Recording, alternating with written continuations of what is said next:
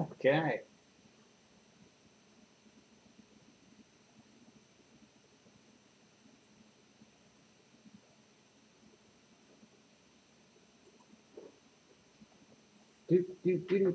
All right, I think maybe we figured this out. Maybe. Let's see.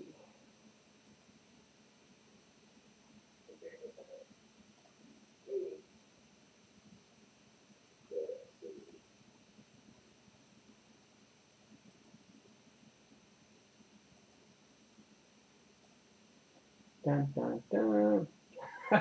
Hey, good timing. I just fired this up. I was messing with Streamlabs OBS. I was trying to use their chat, thinking it was going to replace the YouTube chat, but no, not the case at all. Ah, God, it's almost 9:30 already. Where has my day gone? Let's see. From my other laptop, I moved over your zip file to the firmware, so that's all set to go. But we'll wait till we get a couple of people on here. Actually, let me shoot this out on a couple of Facebook groups.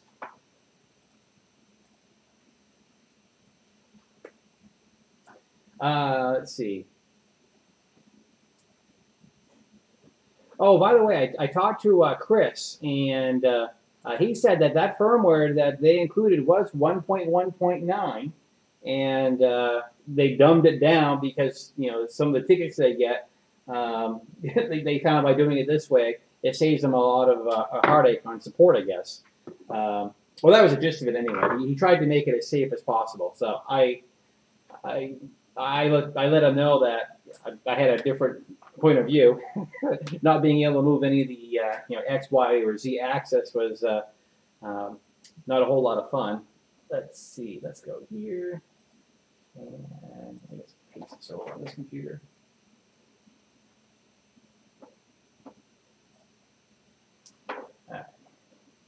That's what I needed. I have a cat hair on the optical mouse.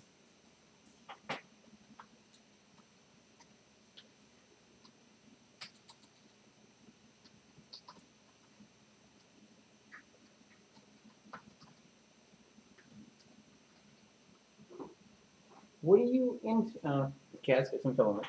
That's fine. Yes.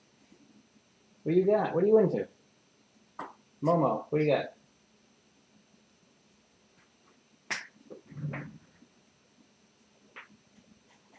Who's that? Oh, good. No worries. She found a twist tie. She can have it.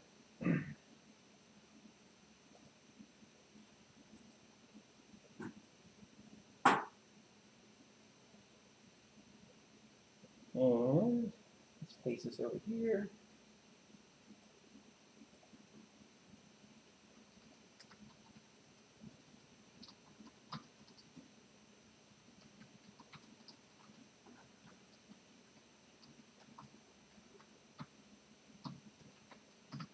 Wish there was a way I could have this pre-canned and ready to shoot out. Dun, dun, dun. Yes, the new bracket is over here, and the Ultimaker did a fantastic job with it. Over here on camera number, I think this is 2 or 3. The first one was really, really wonky. Let me get my mouse here. This is the first one that printed, and as you can see, it came with quite a significant gap and all kinds of other weirdness. It was pretty wonky. And then the corrected one came out perfect. Yeah, it was something, because like I said, I started, went to bed, and the next morning I went downstairs and I saw this, and I thought, was this one of those rare few times I should have done the preview mode and looked at it before I printed it? But yeah, it's and I did 30% infill on it, so it's going to stay together. And what's ironic, and I'm talking to the wrong camera, story of my life. What's interesting is the designer of this first one we did. Remember how we were talking out loud saying, if he had made his with just a 3mm or slightly less hole that we could just kind of bore into, it would solve all of our problems. He messaged me and said, "Great idea, I'll put that online." So Now we have 2 of them. So that's fine. I mean, the i3 Mega people need all the options they can get. So that's good. That's all right. So this is something else in the upgrade pile. So I don't know how far I'm going to get into this tonight. I'm kind of dragging, but let me do one more link here real quick. Doobie doobie doo. Let me check my phone. I turned that off a while ago. And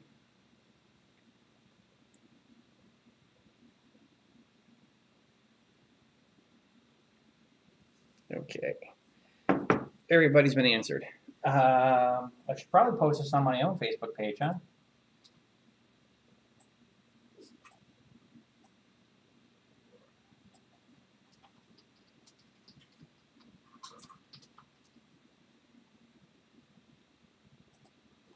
Okay. Been trying to clean up the shop area, trying to envision where I'm going to put this printer among everything else that's down here once we have it all said and done. We're not going to have to plug you in right away. We can get away with just the USB power here for the firmware upgrade. Let's see. I don't want to get too distracted by that, but let's just take a peek. Okay, it looks like everything's working okay, so I can stop babysitting it. I should have a free USB port somewhere here.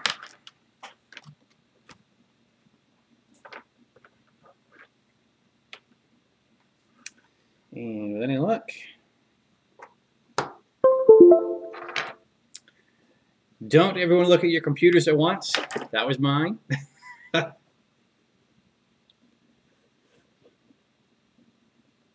Is that what was going on, trolling for dollars? Okay, because I was trying to use the Streamlabs OBS chat box, and I think that's built more for Twitch or something else. But I'm new to the world of streaming, so I like Streamlabs OBS. It's worked really well for the videos we've been doing the last 2 weeks. But obviously, my video production knowledge is still learning. But I'm glad this is working better for you. The reason I was kind of messing with it is I had a handful of people that said, I wanted to tip you, but I didn't see a button on the screen to do so. Well, it's just not that interactive, but it's in the description. So if you look at the video description, you'll see that streamlabs.com/where-nerdy-is-cool. If you wish to donate, you can do that. There's also the tip option. And that'll fill up the little tip jar here in the corner. So kind of a neat little animated trick. So there we go. And the first thumbs up. You're the cheerleader with all that. That's fantastic. And hey, your logo, Steelers. There you go. Man, our Patriots are just having a hell of a bad year. But I'm not the biggest football expert around here, but I just know that they are definitely our team, and they're having a hard time. So the file that I have here, Marlin 1-1-1. Okay. This is our new one. And let me go ahead and share my screen here. So I'm looking at what Keith did for us. I am Keith B, or this is Keith B. I don't know anything more about you than that in your icon, but Keith has been an awesome contributor toward this project.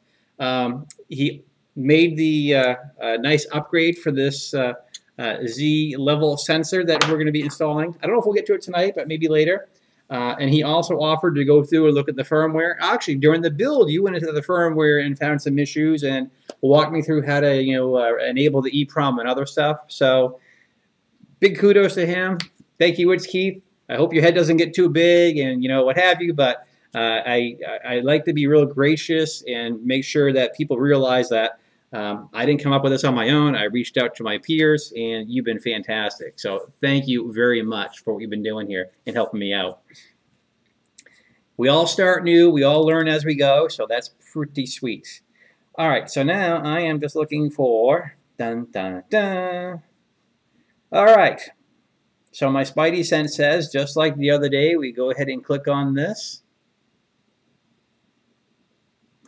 And... as I recall from our conversation or email, it's already set to go. You've already made all the changes that we discussed in the live stream the other day. So this is going to give us the extended menus. It's going to do, what else? I have our email open here somewhere.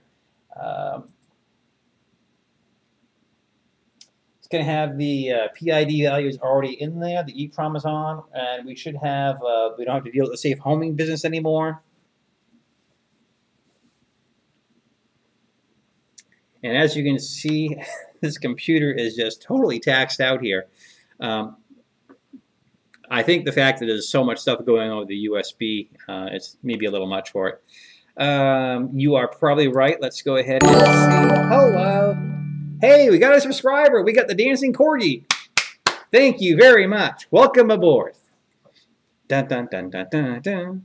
Sorry, I like the animations. I think they're really cool. And you know what? If you don't mind, I'll show my enthusiasm. Okay, so it looks like everything's fine as far as board and port, and I think you've done all the hard work already. So let's just play it safe. Let's do the verify fun. So we will let it cook there. Let's go back. So if you're not familiar with what this printer is, well, let me back up. If you don't know who the hell I am, let's start there. My name is Paul. This is my channel where nerdy is cool. And over the last, well, has it been 2 weeks? Where's Caleb? Caleb can fact check me on this one. Caleb has been with me right from the very beginning. But I think it's just over 2 weeks we spent putting this kit together. It is a Folgertech FT-i3 Mega, and as you can probably tell from the bed and the size, it looks just like a CR10, just like a TiVo Tornado, just like an i3, blah, blah, blah. And name your Chinese clone. There's an A10 or A20s. G-Tech has a version. Everyone has their own version of this. This thing's kind of a tank, though. I mean, this thing is rugged, heavy. It's pretty sturdy. What's different about this design, and if you haven't already seen my video, do check it out. I gave my first thoughts on this. The Z motors are mounted up high. Most of the other printers that you've probably seen, if you're familiar with this kind of design, they're all on the bottom. So these guys are hanging way up here, and we have the couplers holding the Z screw, and that's it. There's nothing on the bottom holding them. So this is where you hope everything is super rigid. And I think we're going to be good. I'm curious how it's going to do over time, because if any of you guys have a TiVo Tornado, CR10, or any of those printers, when I got my CR10, I got one of the early batches from GearBest. Interesting name, because, man, mine showed up, banged up all the dickens. I noticed a few weeks after printing, this guy got really stretched out. I mean, we're talking like slinky. We're talking, I walked to the back of the printer and I saw this little coupler was up to like 3.5 inches. And I was like, whoa, but the print came out awesome. So how cool was that? So I'm hopeful that having 2 of these, and then that maybe these couplers are some better value than what I got from Creality, will hold up well. We shall see. The bed size, thank you, good cue. You should be writing my cue cards over here. So I'm looking down. This is the same as the CR10 TiVo and all the others mentioned. It is, you want to tell them, Johnny? 300 by 300 by 400 millimeters. I don't know how much that is in inches. If you're in Battlestar Galactica, I don't know how much that is in cubits. But that's kind of the common size that most of these large-scale printers are all using now. Although the fad right now is these G-Techs and Ender 3s, which are 235 by 235 by 250, I guess. I don't know why you'd want to print smaller when you can, for about the same money or a little bit more, you can print twice as big, but whatever. Firmware is still going through the compiling phase.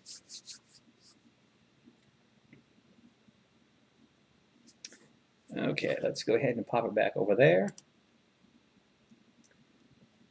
And it has finished. Okay, so that just went away. So in the upper corner here, I'm going to hit upload, and it's going to recompile and then re-upload. And you guys are probably going to say, well, okay, yeah, what big deal? What's new? Well, we'll move that camera to the front of the LCD screen, and we'll show you what's different. And you may be impressed. This actually gives me a good opportunity to tug on the switch a little bit because it doesn't like to power off. Now it powered off. Good. All right, so that's still cooking. I'm still undecided about what I'm going to do as far as the print head, and I'm still, the bed leveling thing still annoys me. 8 screws. And the springs are really, really wimpy. I mean, literally after like 2 or 3 turns, the spring is pretty much used up.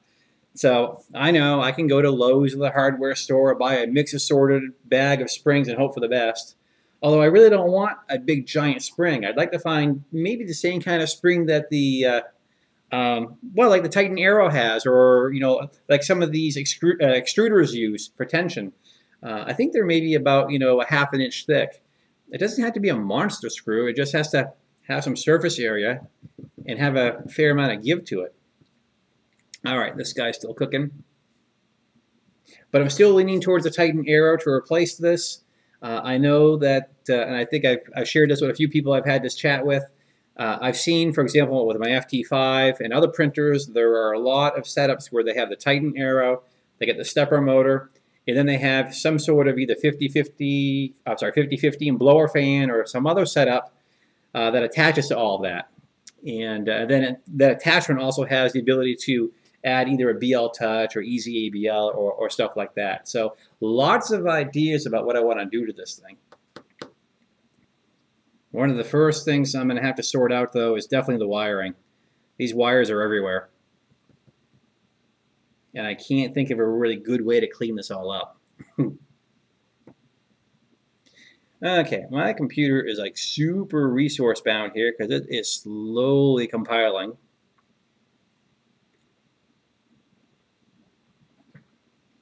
So if you're in this stream and watching and haven't chimed in yet and said hello, please do. Be fun to chat with you. Oh, and I meant to check something too. Someone was...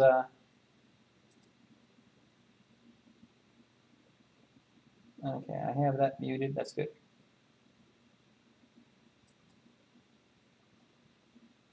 There. Good, good. Was there a big pause?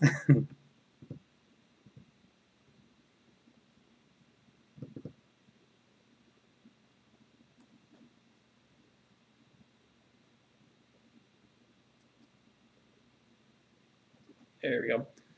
Working between multiple computers here, making sure everything's working properly. Yeah, this laptop's had a rough night or two. As I mentioned earlier, the new one is on the way. I got the tracking information.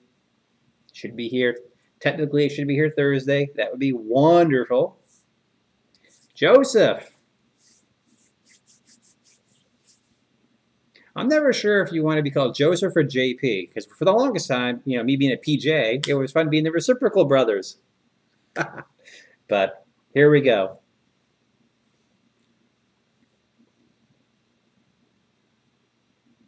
This is like a watch pod. I'm watching this laptop slowly try to compile this code. And I don't want to mess with the printer. The other thing, like I said, when Keith popped on here, let me show you this. So we have now, this is going to be the replacement. This is going to be the mount that goes on top of the X-axis motor. And that hole right there, that's going to be where we thread the 3mm screw. And what's currently happening right now is we have a kind of a rigged up system now where when this lowers, it touches this, okay? And that's all fine and dandy, but what's happening is this thing is pretty wiggly. It's not the best design. So the one that's going to replace it is the screw is going to go into this hole, but because of the size of the hole and the size of the screw is going to literally thread itself into the plastic. So that if we do have to move it back and forth, what it's done is the screw has created the threads in the plastic so that it can do so. That should make things a whole lot more stable in that setup. Okay, that, well, I feel like I've killed my laptop here. No, wait a minute, what's it doing? Compiling sketches completed, good.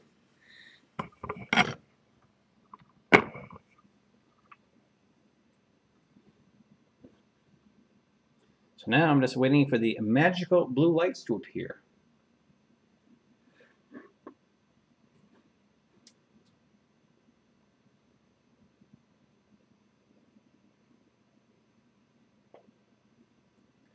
I really want to put a bed leveling sensor on this thing. It's Yeah, definitely have some ideas about that. Hello, John. Nice to put some names to faces over here. Brian, hello. See, there you go. See, Wiley, you're stealing Trolling's Total Thunder. He had said that earlier as well. Get those thumbs up. Give us a thumbs up. Let's see. I see so far on my screen, I see 3 thumbs up. And I know we got 8 people watching, so come on. You know, there are sometimes when I'm talking to the camera and I see myself on here and I'm pitching here, give it a thumbs up, please subscribe. I kind of feel like a televangelist. Come on. Jesus needs a thumbs up. All right. And we have blue blinky lights. The code is uploading as we speak.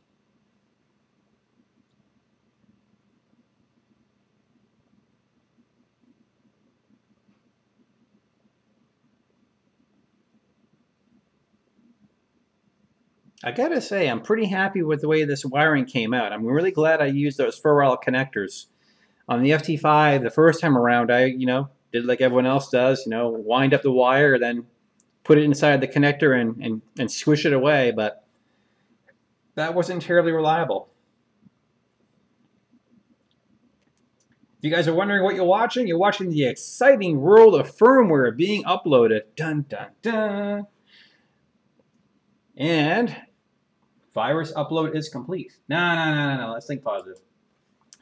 Okay, so I need to move a pile of crap out of here so I can put that camera out front.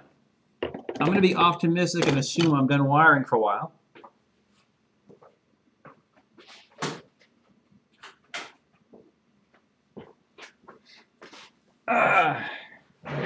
Hey Joseph, are you still tuned in or have you bailed out on me?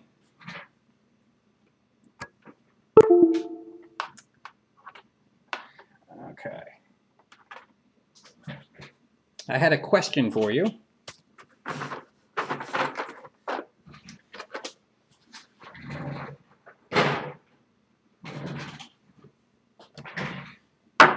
Okay, I am going to be very optimistic here.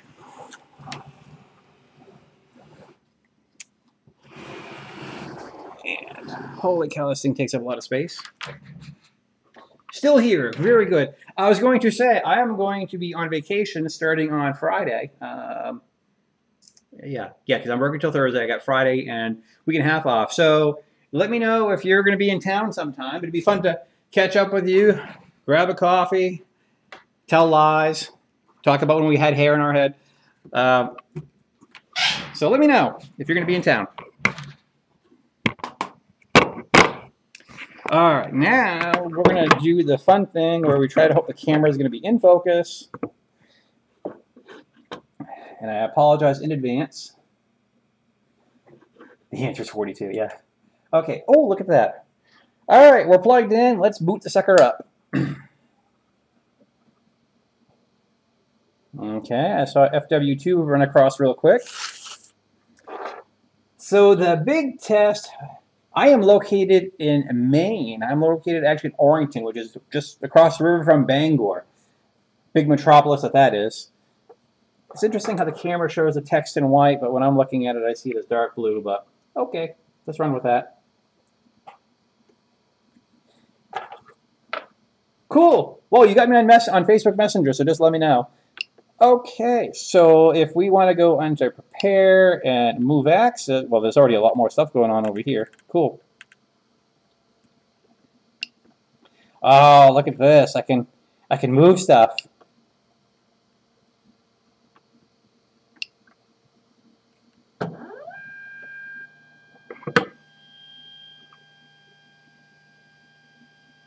Look at that.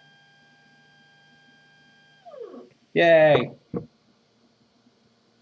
We have what's called menu options. Come on. Focus. There it is. Okay, we didn't have this before.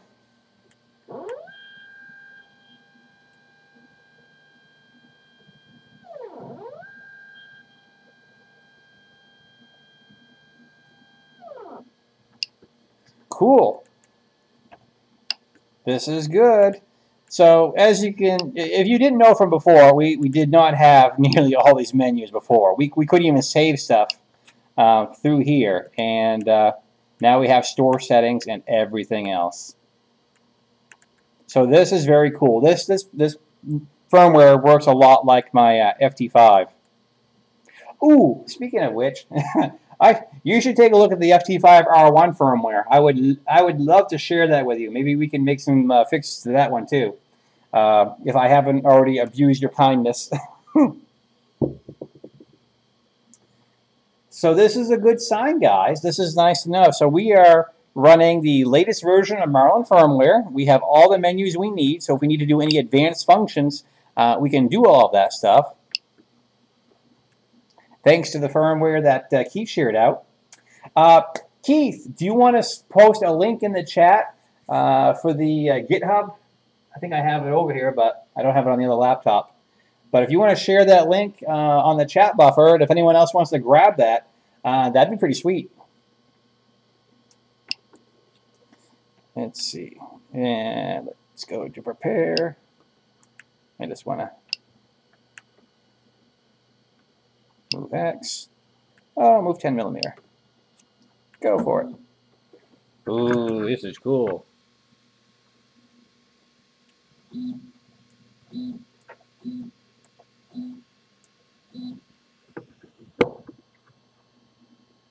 The 3D printing llama. No, I have not. Now that's interesting. I've been learning of things that are in this area close by to me that I didn't know were there. I received a message today where a friend of mine said, "Are you aware there's a guy not far from you that has a TF-104G jet fighter for sale near you?" And let me tell you, that sure inspired me to look through my stack of aluminum cans here and cash those in and make an offer. And I was like, no, I didn't know that. And yeah, it's a 1960s era jet fighter. It's called it was known as the missile with a man in it because the wings are so short. The wings are sharp. They literally have to cover them with plastic edging when it's down on the ground so that the crew members don't, cut themselves on the wings. It's amazing. Okay, so this part has been completed. So what I could do is the next thing I can do is I can work on removing this thing. Let me see if this camera is going to work in a good direction here. Actually, let me close out Arduino. I'll go back to resources. And, oh yeah, that's actually a pretty decent camera view for what we're looking to do. Let's see.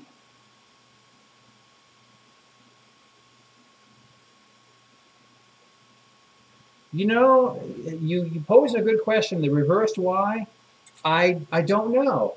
I didn't ask that question, but that's a really good question. I probably should ask. Why is the focus always fighting me on this camera? Probably V8. No, close. So what we got to do is a couple of things here. We got to get this guy off of here.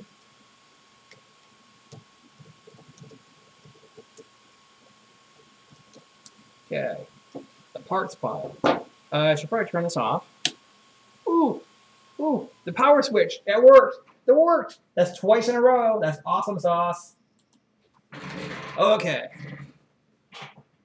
Let's see. It's 30 minutes into the stream. So let me pause here and do the usual greeting. How many do we have in here? 11? Well, this is cool. For a Monday night, I have 11 people. Hey, I'm competing with The Voice. How's that? Hello. My name is Paul. This is where nerdy is cool. That's me. And this is a Folgertech FT-i3 Mega 3D printer that over the last 2 weeks, I'd say I put together, but I'm going to say we put together because you guys were very helpful along the way. There were a few things that I was kind of stumped about, but we got it done. We've actually done two prints. The first one came out okay. Oh, where'd my camera go? Come back. Hello, camera. Thanks for joining the party. Oh, there we go. The camera has missile lock on me. All right. I don't know why the camera keeps doing that. Maybe I don't have it in the right mode. Maine is nice once a month a year. Yep. I was in the middle of saying something and then I lost my video. Seems to happen every 20 minutes, so I think I got to check something on the Canon. I'll do that tomorrow.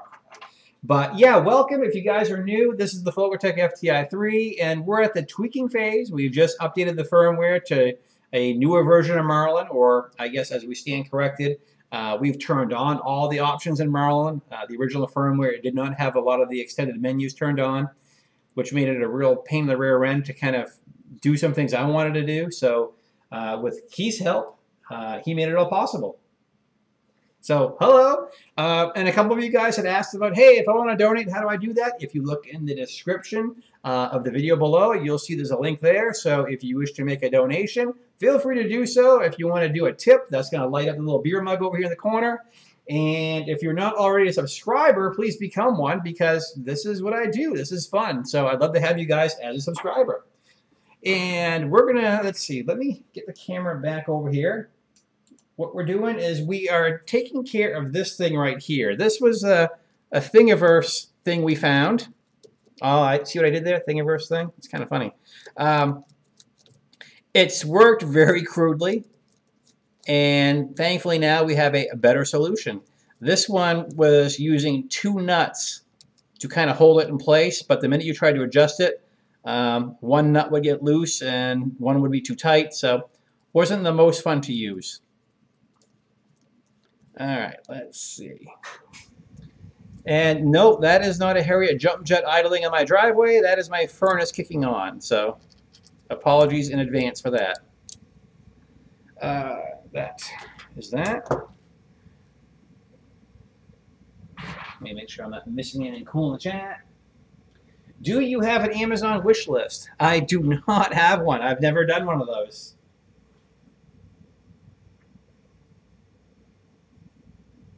Well, it's interesting because the Canon is usually in live stream mode here, but it might even be the laptop. The laptop's been acting wonky all evening on me. But yeah, usually if I have it on live stream mode, it'll run until I shut it off. I know my T3i would shut off after 20 minutes because that's the way it was set up to do that stuff. So I don't think it's that setting, but you know, it's Monday, it's electronics, it can do anything it wants to do.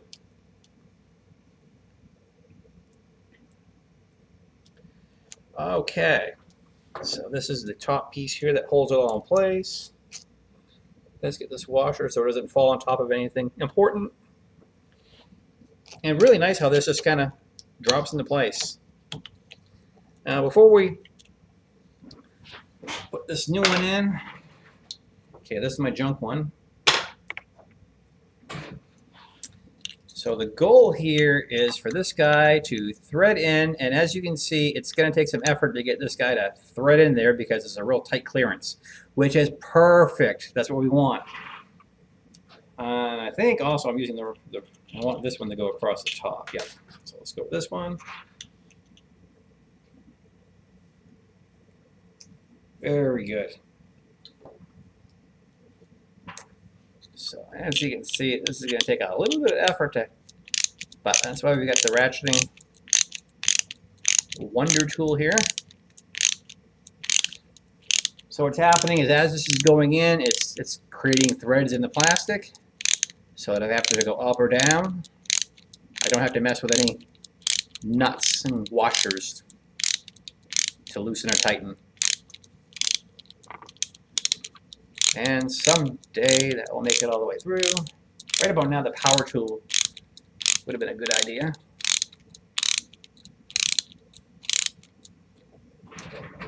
And computers hate Mondays. I know. Well, you know, there are some evenings, and this happens to all of us, you know. I mean, I think most of you guys are either IT guys or 3D printing guys or what have you, but there are some days you walk in a shop saying, you know, I'm going to get that done, I'm going to kick ass, I'm going to get this done, And then you work on that first project and it bites you in the rear end. Okay, so there it is. So it's starting to come through. So I got a good head start on it. That happened to me with the CR10S a few weeks back. I knew it was, I suspected it had a partial filament clog. So I thought, well, you know, I'll work on that today. And sure enough, the nozzle was really screwed up.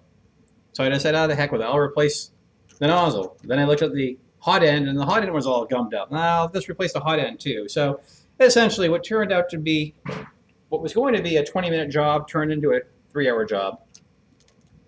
All right, let's get you guys lined up.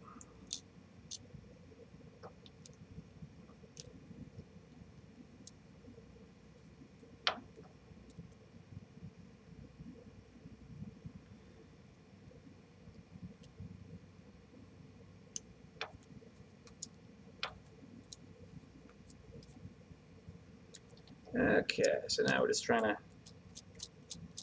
work this guy in here. We're not going to go super tight yet because we still got to make sure we have the right distance here.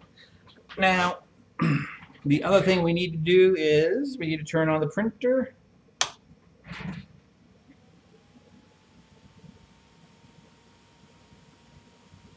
Oh, that's crazy. The filament sensors, I don't use those.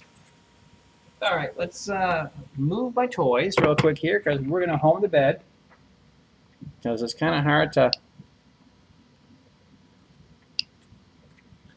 get these guys out of here just in case. And auto home. Now I'm going to have to intervene here because obviously we don't have a Z sensor, so I'm going to have to give my best guess how close it gets. Oh, this is going to be really, really bad because it's way off to the side.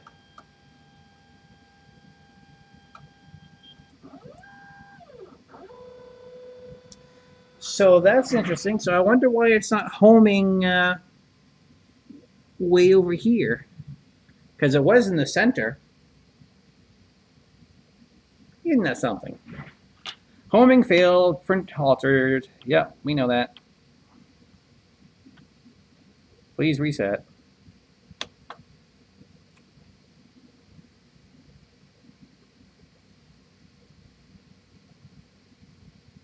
Did we change something in the firmware? Oh, you turned off Z safe homing?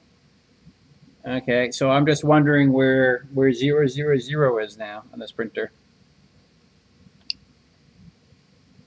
Okay, well that's fine, because what I can do is I can control...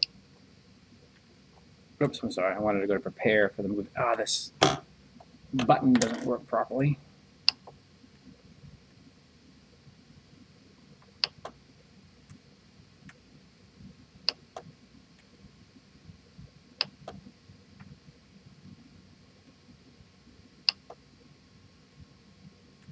And I can't move negative, can I?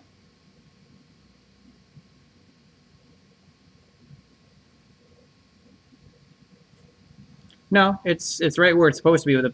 The thing is I need to get the... I'm trying to lower the print head down to the Z here.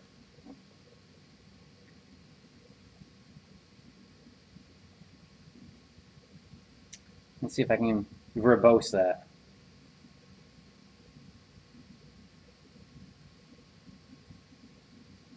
Yeah, the home offsets, yeah. Because I don't have really a way to move this X further back or whatever. So,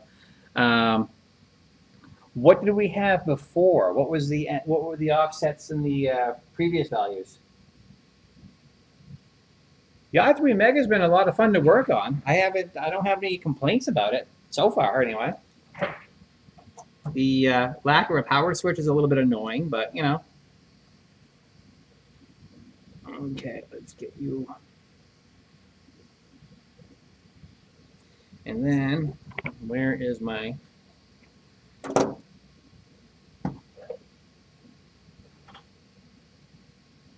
Yeah, it's homed in the center before. Yeah, I wasn't the worst location. I just right now it's, as you can see in the video here, it's really going off to the side here.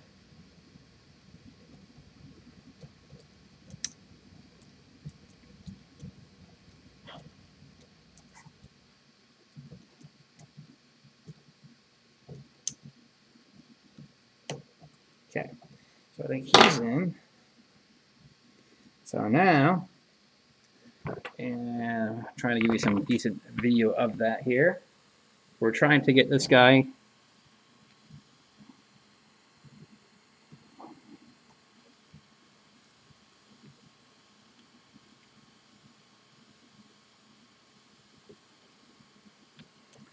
and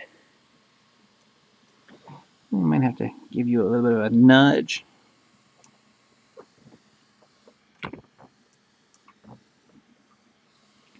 And what I can, making a little bit direct contact. There we go. I like that spot. Move you.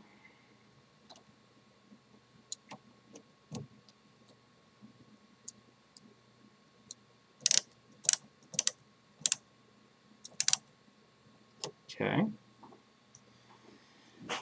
All right. Okay, so the one difference here is, let's see, you're going to be here. So the problem I have is if I home, you're going to go off over here, and that's not what I want. Okay, let me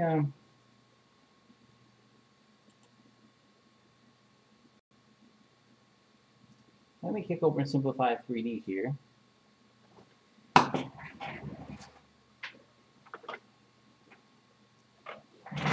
Because with Simplify 3D, I can do plus and minus direction changes here that apparently I can't do through the firmware, but through the LCD menu. And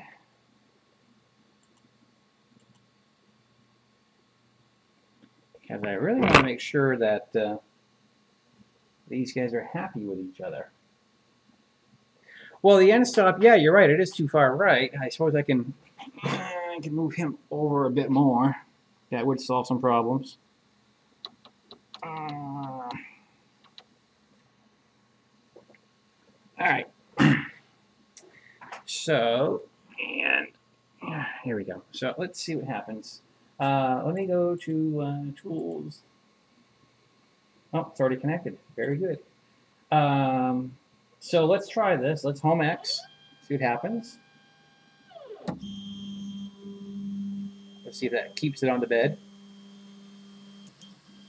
No. All right. How do I disable steppers on this thing? Disable motors. There we go. So we need to move you over here. Okay, wiggle, wiggle, wiggle.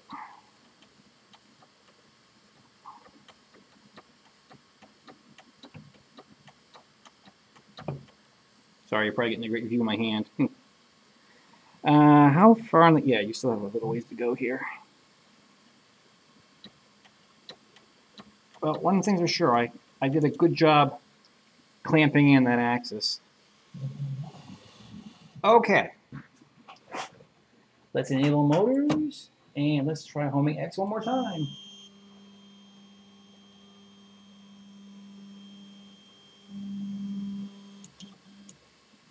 Okay. So as you can see, we're just a little, just going to move him a little bit more.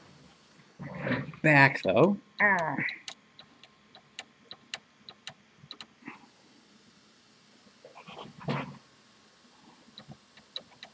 The whole printer moves when I tug on this thing. Come on, you. All right. Okay, so X is, and then if I lower Z, I'm going 1 millimeter at a time here. And as you can see how close to the edge that is, let me move the camera just a little bit here.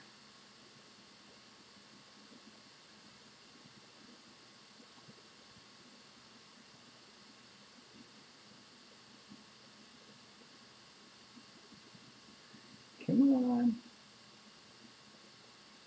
For some reason, Z has stopped. Why? Why? Why has my Z axis stopped?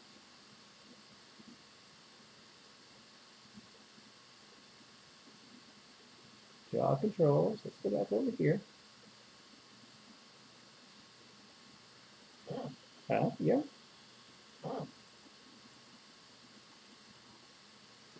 Okay, so does this think this is the home setting? Is that what this is doing?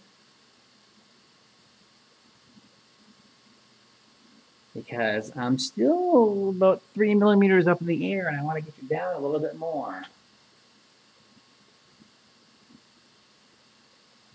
So, well, let's try home all.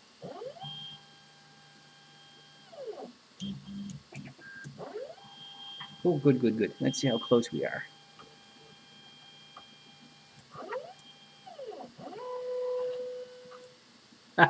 Okay, well, the whole bed's buckling a little bit here, so that tells me we got to go up a little bit here. Oops, ratchet. Up, up. Okay, light is off. And let's bring you up 0.1.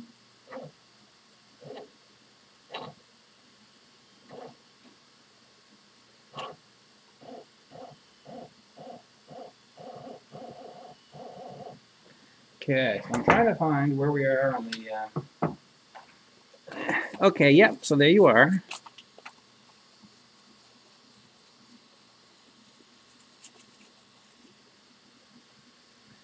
So that is like, I can actually go down. It's still moving. I'm doing 0.1. Okay, that's dragging. So I can...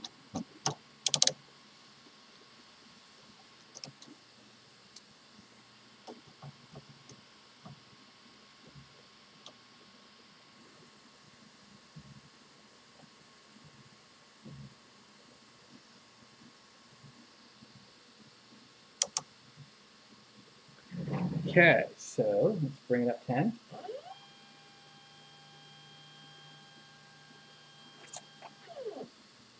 Now, for whatever reason, I don't have a light on that stepper driver, on the limit switch. So let's do a, let's home Z.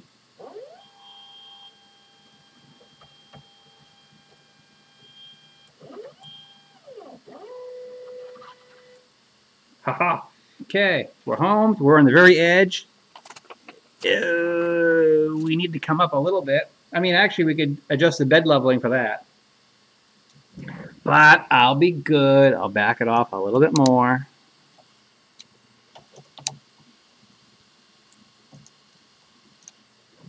All right, let's bring Z up.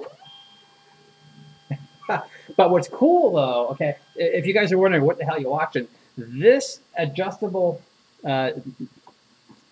limit switch here, just having the screw going into the plastic, we don't have any wiggle. It's very sturdy, and what we're doing now is we're just giving it a twist back and forth just to get the Z just right. Let me put a piece of paper back here. Okay, let's hit home all.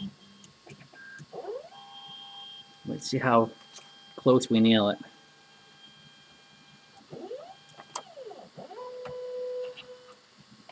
Yeah, too close. So I must have turned the wrong way. Damn it. Yeah, that's still too close. All right, so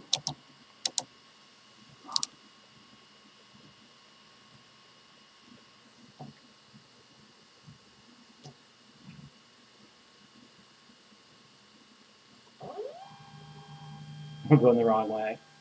I don't think so. Home all one more time. Let's see what happens here.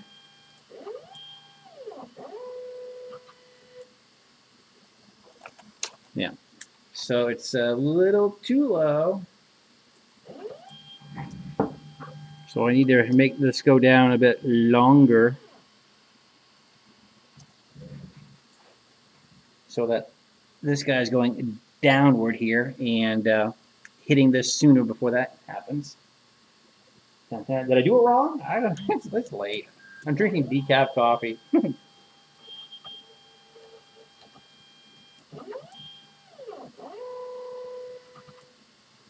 Okay, this time. Oh, and look. Okay. So that's moving. And that's within the margin of error of bed leveling.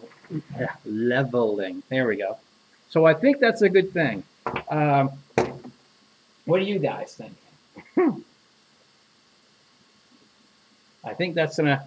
I think that method here that we have set up. Let's see if we can get a focus there. As you can see, I mean, this is like on the feathered edge. So if anything I can think of, let me disable the motors. This should come in a little bit. And, oh, for the love of God, move.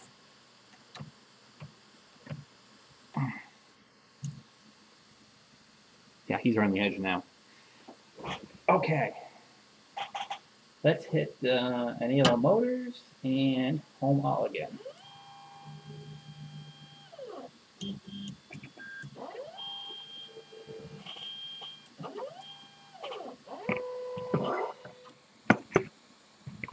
Okay, as you can see, and let me add a little piece of paper here for where so the paper's moving. So I think we're at a pretty darn good Z. Yeah, 8 springs worth of bed leveling. Doesn't that suck? Doesn't that suck? But I like how the our first test with Simplify 3D, that came out pretty good. Let me move this. There's a few spots in this back of this first print that are a little less than perfect. Oh, sorry, that's very reflective. So let me. Wow, this is a very reflective material. So, but there's a few spots that are a little under extruded. I don't know if that's just from the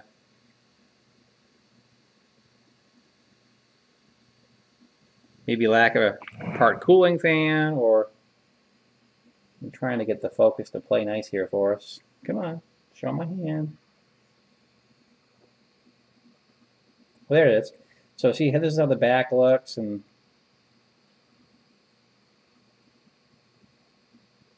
so as you can see, the overhangs here suffered because, again, no fan.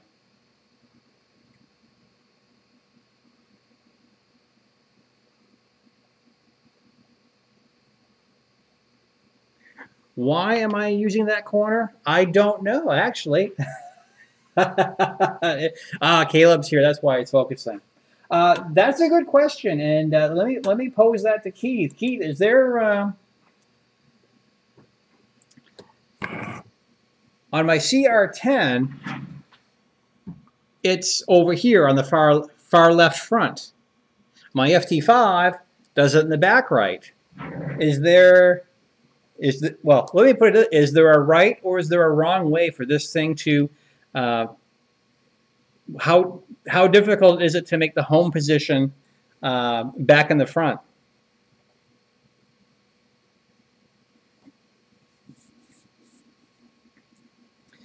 So I guess I'll give a shout out and say hello to everyone who has just tuned in.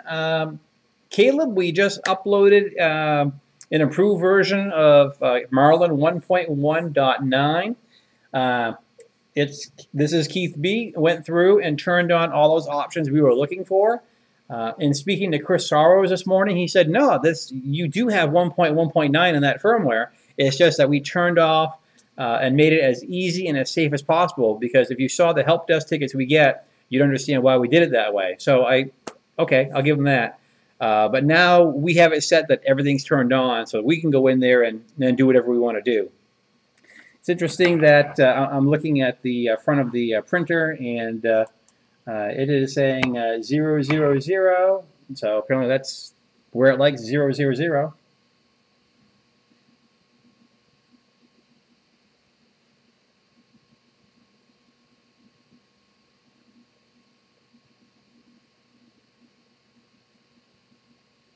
Trying to catch up what you guys are saying in the chat here. So if I want this to home, just like my CR10 and TiVo Tornado do, essentially my X switch would have to go on the other side. And then I'd have to find a way to move all that wiring over,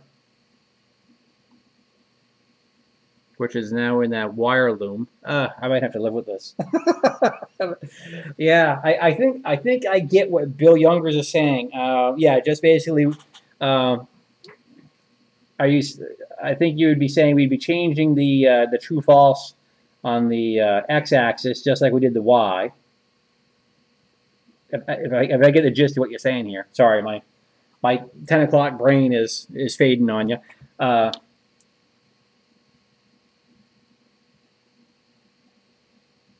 touch home module.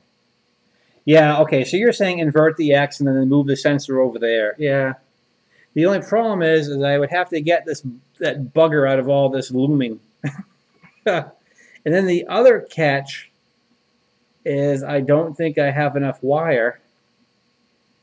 Yeah, no, I don't. All these sensors are within 36 inches of the board. I mean, I could make a longer wire.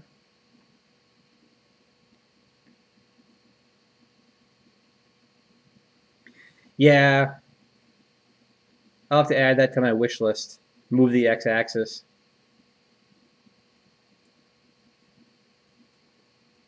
Yeah, I think you guys are right. Yeah, you guys have a lot of really good points here, and I think at this point I'm just going to leave it alone. The next thing I want to do to this thing is I need to find some better bed springs for sure. And I got to be honest, and I'm really curious your thoughts on this. I'm thinking of getting rid of I'm thinking of just keeping the edge bed springs and screws and getting rid of the middle ones. I don't know if I'm making my life more difficult by not having anything there or not. I would really love to have solid spacers in all those holes and a probe, but I think if I'm going to be using bed springs, maybe it's better to just use just 4 and go that route.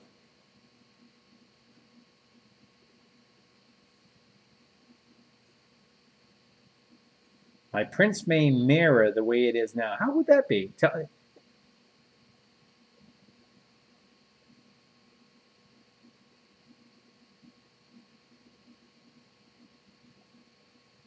Yeah. Well, we already know how that print head is really heavy too. So I mean, we already know we're dealing with a fair amount of acceleration and jerk, what have you. The ACM isn't terribly heavy, but I'm just trying to think. I mean, and of course, the build surface I'm using is that polypropylene bed. So I mean, that has some mass to it to be computed into the equation as well too.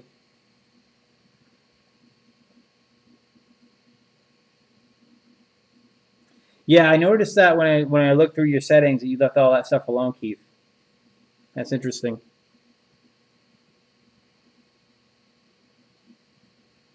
But I will say that I am pleased that it seems to be working. I just need to get some better bed springs on this thing.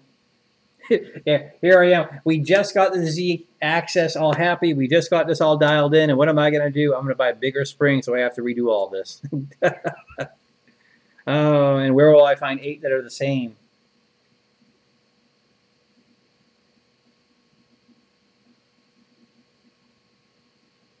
Well, you know, Caleb mentions a good point. I've done it on my CR10S. I'm really curious if I just use solid spacers that are all the exact same height, and if I dial this in just right, in theory, I shouldn't have to adjust anything. But we all know that the materials aren't perfectly flat and blah blah blah. So yeah, you see, it's interesting to watch the chat. You guys all have conflicting views like I do. It's you're saying Bill to just use 4, but I'm also kind of worried about the dip in the middle, and I'm not talking the dip in me, but I ran into that with my FT5, but I'm blaming that on the melamine because I did try shimming the middle and it made no difference. I practically had the bed balancing on the middle, and still, when I went through the leveling process, it was still having trouble. There goes my camera again.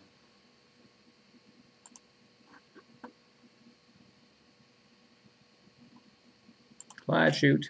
Come back. Okay, let's turn off the missile lock here. There we go. And from what I'm seeing here, I think there was a button clicked here that had a timer on it, and I just made that go away. So that should help.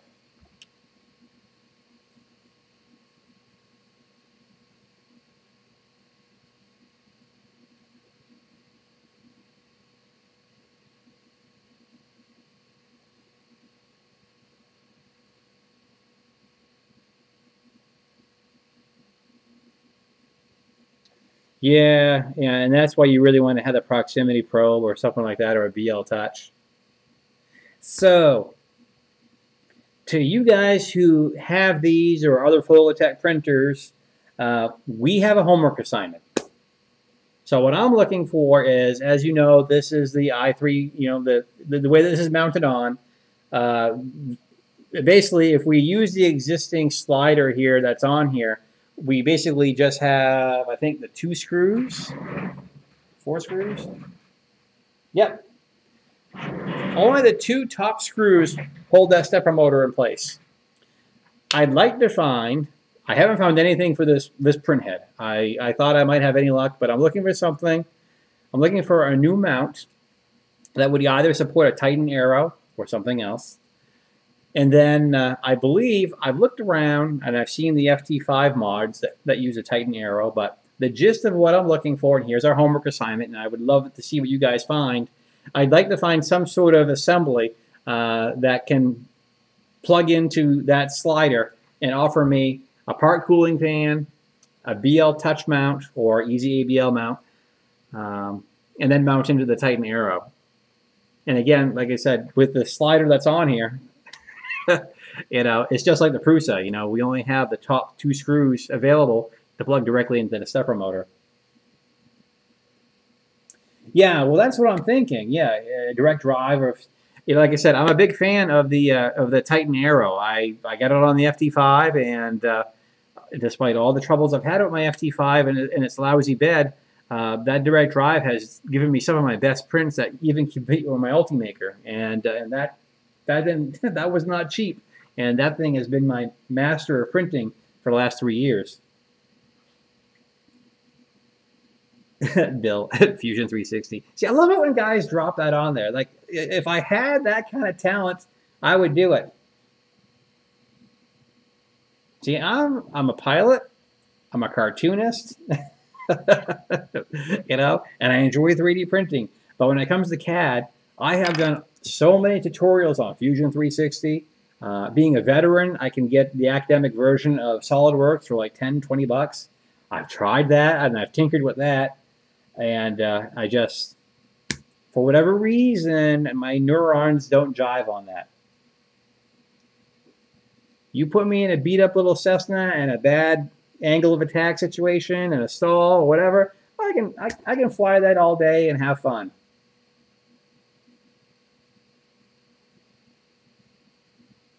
Yeah, Tinkercad. I've heard people talk about Tinkercad as well too.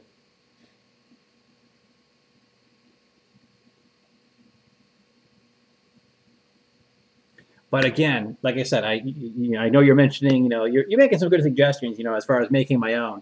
But what my thought is there's a ton of these things out here using that setup, i.e. the Prusa machines, other people that have i3 Megas, people that have, i3 whatevers.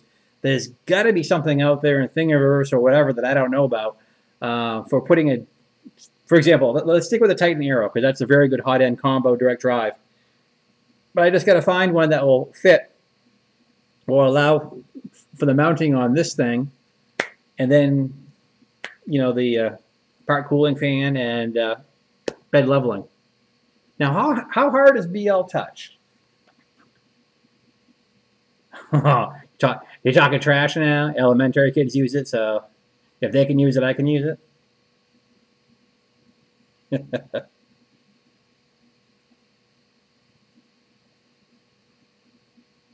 Because I went thumbing through Thingiverse today while I was at work, and I was working hard. But I went thumbing through there, and I didn't see a lot of stuff for i3 Prusa mods. Yo, well, Caleb, so are you.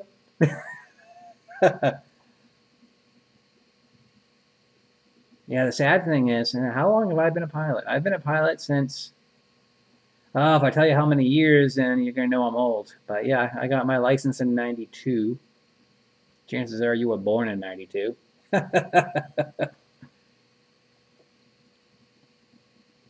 Caleb, I don't know if you caught the chat earlier, but I was informed today that there's a gentleman not far from me that has a TF-104G for sale.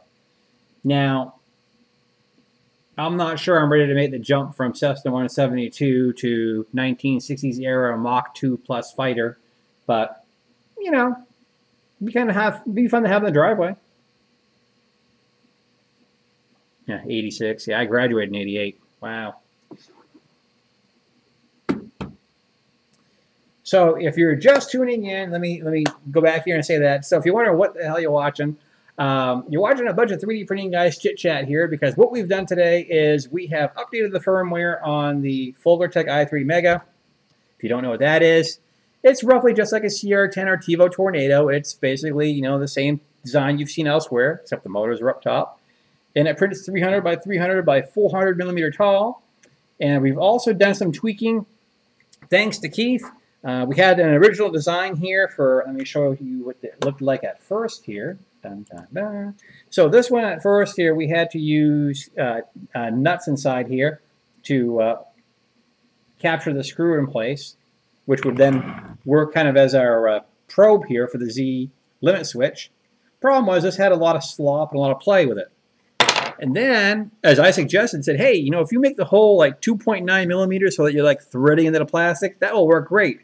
So he came up with one, and the first model came out kind of wonky because it had weird something going on.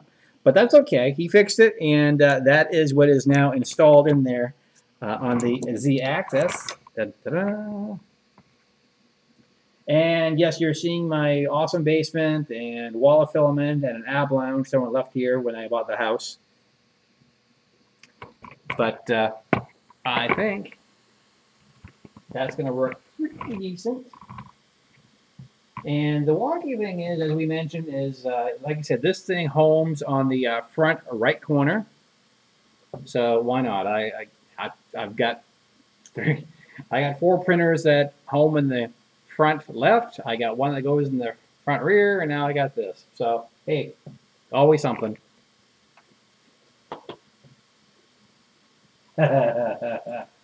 Yeah, that Batman suit is not forgiving because the Dark Knight suit is made of mesh with rubber armor glued to it, and mesh likes to stretch. So if you do not maintain a very straight shoulder back posture and maintain that tautness, you will get a very flabby appearance in Batman suit. Printer was real left, yeah. The solution to fixing that, I think Bill was correct. He mentioned it first, was moving the X limit switch and then inverting it in the firmware, which is easy to do.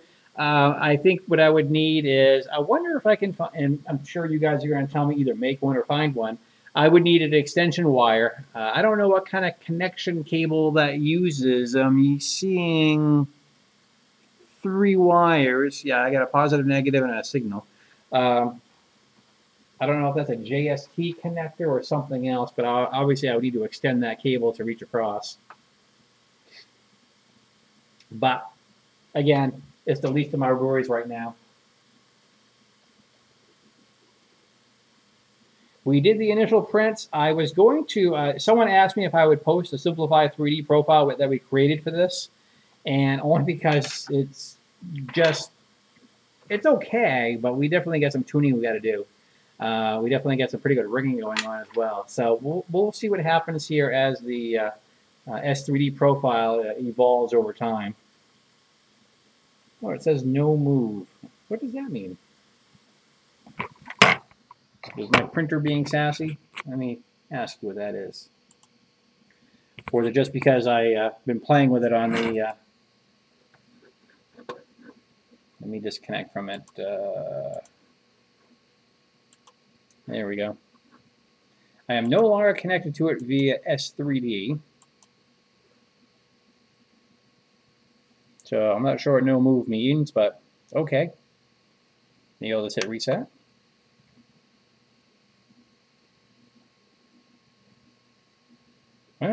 Now it's ready.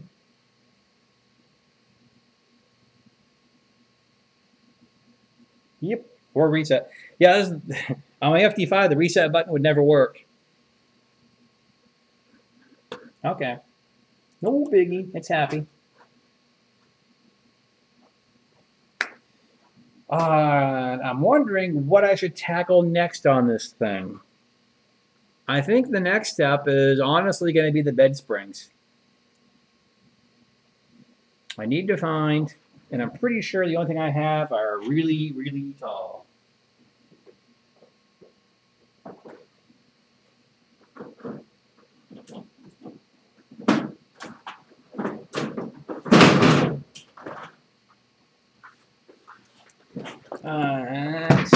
Let's see what I have in the junk pile.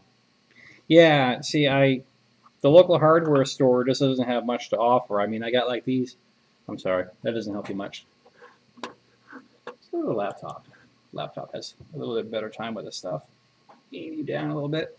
So I got like these monster ones, but they don't budge at all. Oh, good. Hey, look, you know, if my audience is happy with my choices, then even better. So the problem here with the local hardware store offerings is just about all of these things are ginormous. And as I wish to explain. So this is the joys of living in the boonies of Maine here, because it seems like all the springs that I'm finding in here are at least, what's this one? It's an assorted pack. And this, it's a bit thicker than the Folgertech one. So if anyone knows on Amazon of a good spring size for, I mean, the only other thing I can think of, and again, this is cheating a little bit.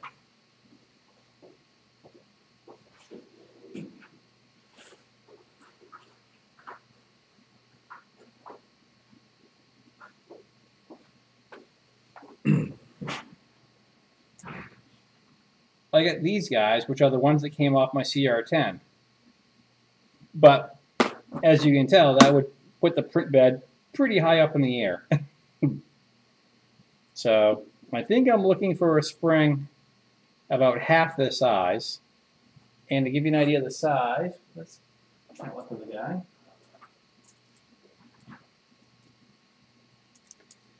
So how tall are these springs?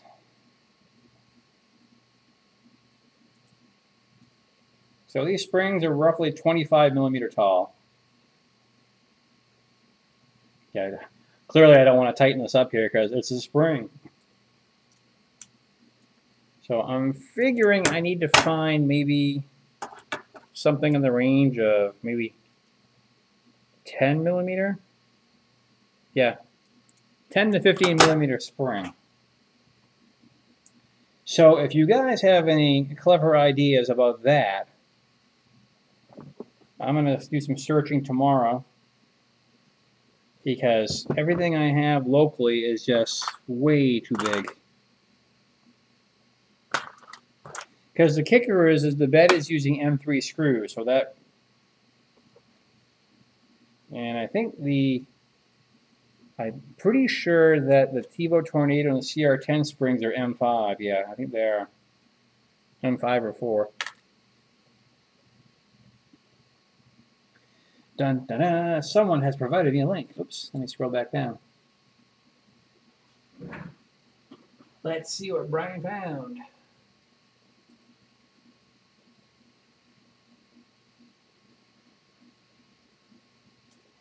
Okay, let me pop open Brian's link. Amazon women who've been naughty on Mars. Whoa, you want to check that link? No, just kidding. Yeah. That looks good. $6.99.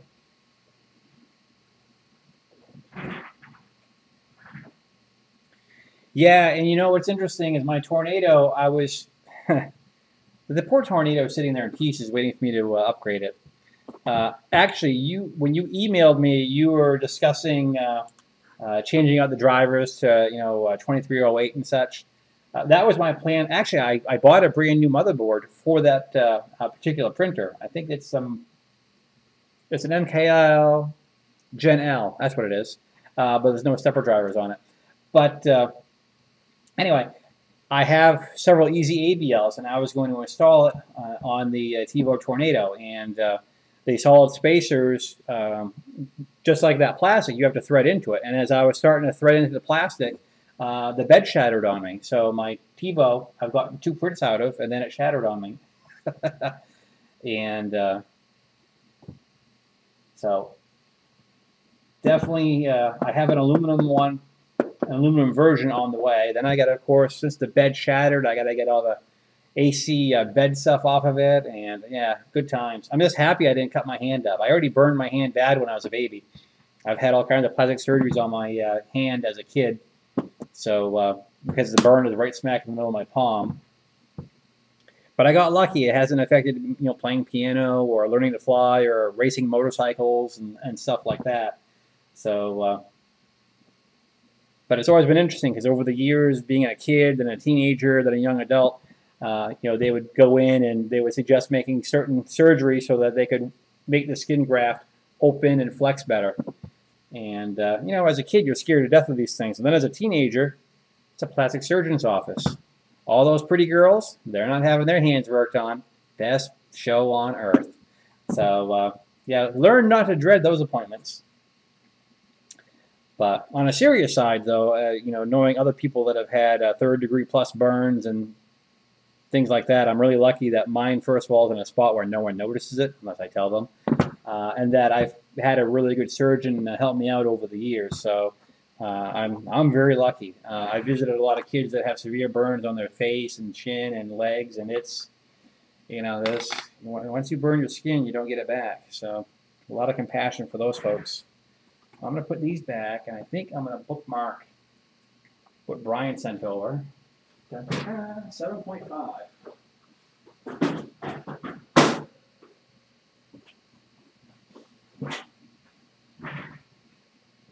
But so this guy, yeah, we'll order those up. We'll get the bed going. I got to tell you, I'm of 2 minds on something now. Since this thing doesn't have a part cooling fan, I don't really want to try to go crazy trying to tune this particular print head because I don't know where to find a print cooling fan for this thing. I don't know how to make one for it, and I don't want to because I want to put a Titan Aero on this thing.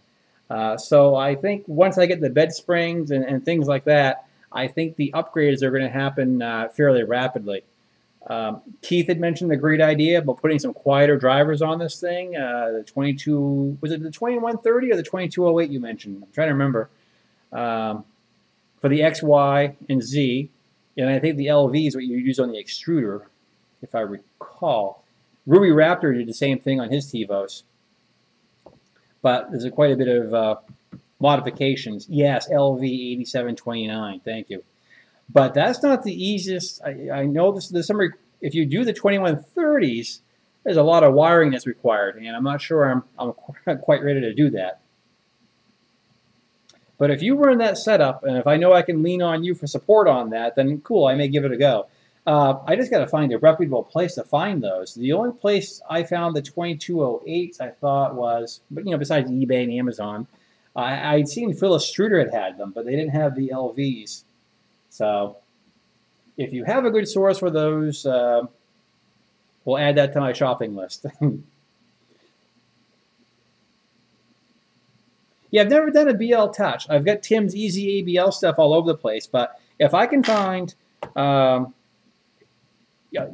the shopping list grows here. So I need to get myself a 24-volt Titan Aero, a BL Touch, some drivers, some springs, and I'm trying to think anything else this thing really needs.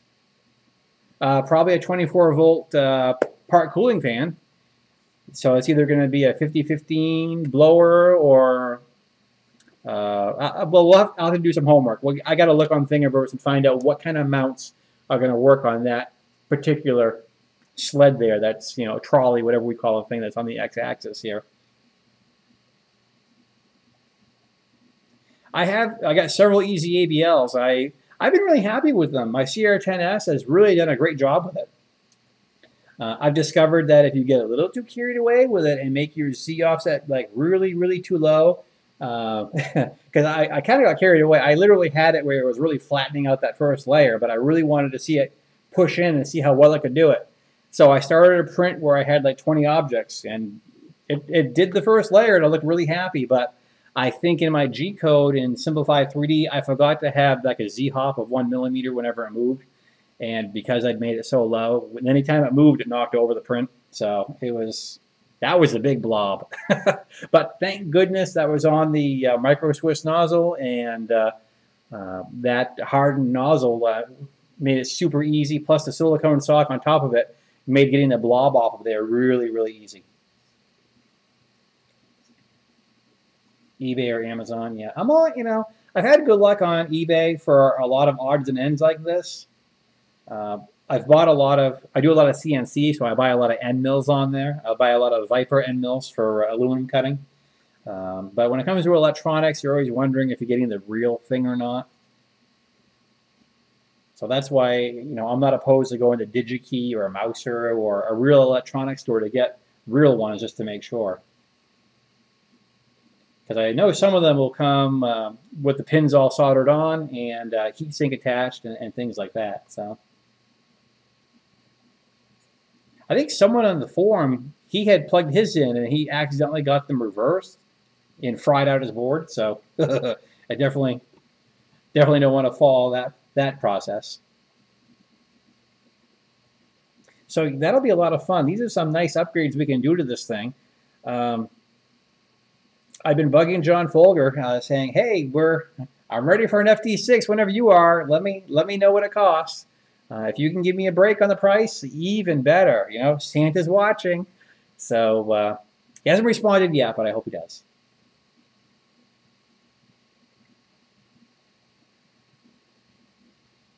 Just catching up on the chat here. Oh yeah, and I got to bookmark these springs here. Let me add that right here.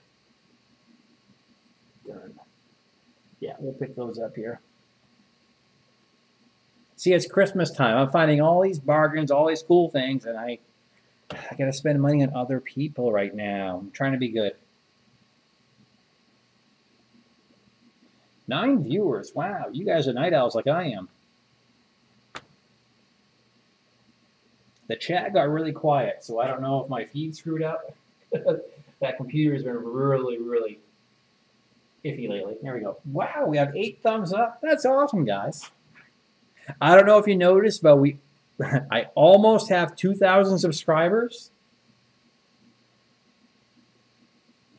YouTube was going through and purging out all the spam accounts, and I think that's awesome. There's a lot of people that were struggling to get, past 1,000 subscribers.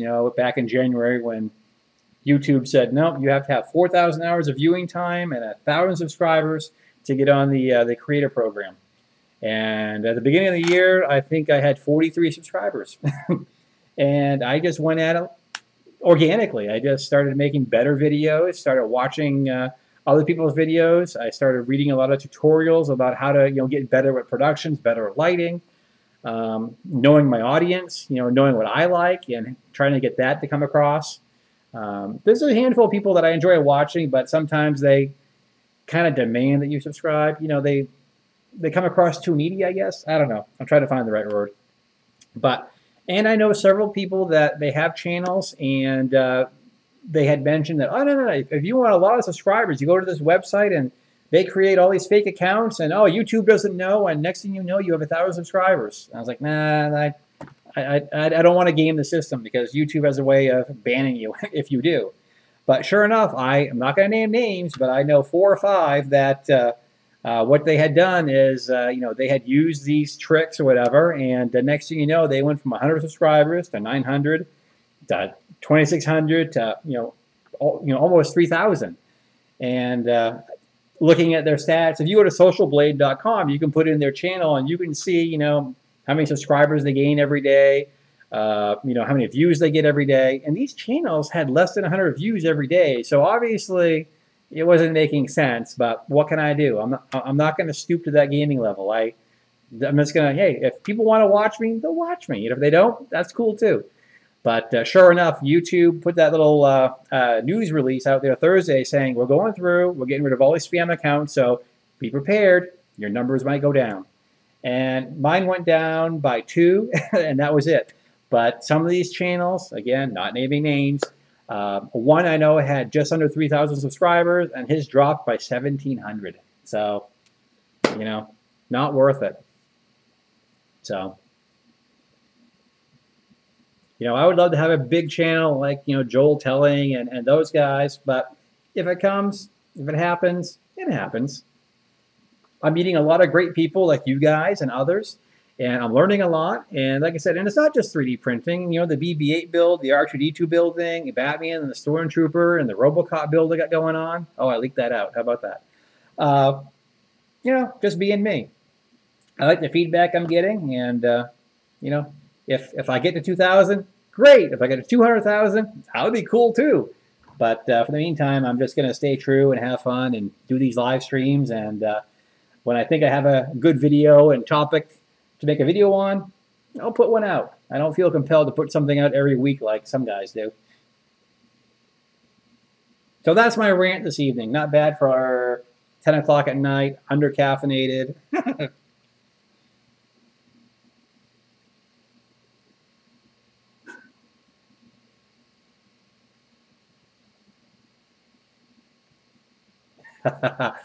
Well, a RoboCop, and I'm not talking the remake. I'm talking the one from the 80s. My friend Mick had gone to go3d.com where they have the drawings and such, and he wasn't impressed. He said they were all wrong. And Mick Askenars, he's in Sweden, and he's very good at 3D modeling, and he's posted a few things on his website, Mick's Creations, I think it is. And he's really, again, you know, he's very good at, I don't know if he's using Tinkercad or Fusion 360 or whatever, but he's made some really great models, and he's doing some 3D prints with them. He asked me a while back what I thought about the CR10S. I said, I love mine. I've had great luck with it. So he bought one, and that's what he's been doing his prints on. And that's where he's at. So far, he's posted a few teasers here, like of the headpiece and the helmet and things like this. But not much else yet. But for me, that was one of my favorite movies growing up. You know, the whole RoboCop, of course, the original Batman suit. I've done a lot of research on that, and it's one of these things. If you get into the world of props, like Caleb, you're getting into R2 building, and others maybe building props as well too. The catch is you get so involved in learning all about how these props are made that sometimes it really ruins when you go to watch the movies again. So, for example, the original Batman from 1989, he's got the muscle suit, and he's got the big heavy cape. And then there are certain scenes, and I'm going to ruin this for you guys, I'm sorry. Disclaimer alert, disclaimer alert. But there are certain scenes where he lifts up his arm to fire the grappling gun and all those things, and you can see where the wetsuit and the latex armor is, you know, plastic welded together, and you can see all these things. You know, it's much like my Stormtrooper suit. If I watch A New Hope or Empire Strikes Back, especially on a widescreen TV, I can see all these areas where where the white masking tape is, where the white gaffer's tape is holding things together. Let's see. Larry. Yeah, I was at a meeting. I got back a while ago. The Aero Club meeting got out around 7:30. Hello, Minnesota Maker. Yeah, we've done some work on the printer, and we're chatting about movie props.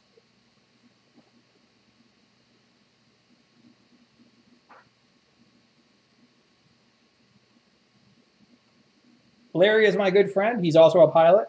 Actually, Caleb Powell. Larry, I want to introduce you to Caleb. Larry is a retired KC-135 pilot, and then he did several years flying the airlines. I believe it was American Airlines. Just got done. Now he's retired and drives his wife crazy and plays DCS role with me all the time. And there goes my camera again. I guess I didn't find the right button. Hit it again. There it is. Sorry, guys. I don't know why it keeps on doing that tonight. I got to give it a reboot. Ta-ta. But anyway, Larry, Caleb is in a Caleb, have you entered pilot training yet, or are you an aspiring pilot with the Air Force? What do I have? Let's see, do I have them in here still? The hinges I have were made by Jerry Green.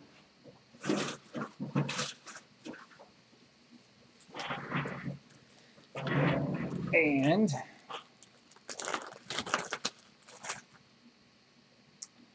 okay, I'm just finding the ones I could find really, really quick here. But for example, I got these all over the R2-D2 dome, and I bought dozens of spares for the second R2. But he charged a lot of money for these aluminum ones. But I mean, you can 3D print some, but the 3D printed ones don't have the strength of aluminum, obviously. But bought a lot of these, and I got the tall ones for the various doors and stuff like that.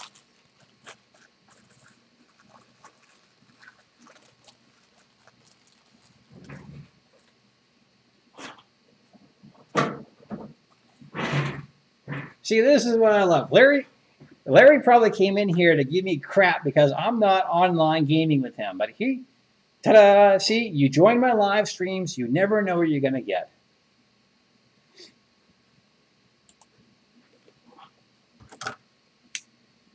Well, this is cool.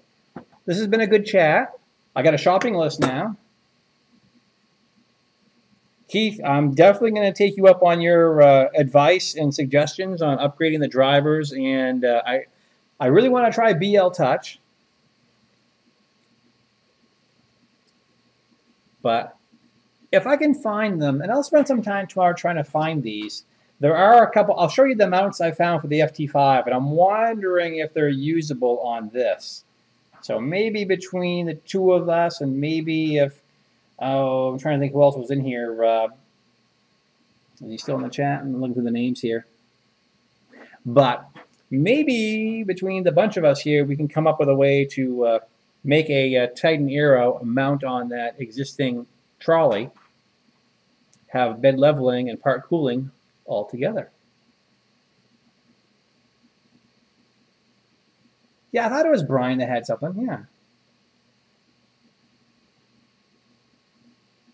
Yeah, see, if I fire up Thingiverse on this laptop again, it's going to go crazy slow.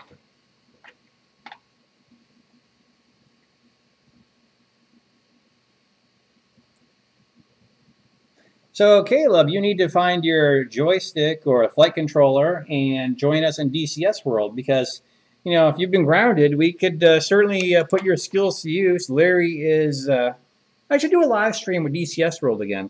It's been a couple weeks. Larry has a field day in that A10.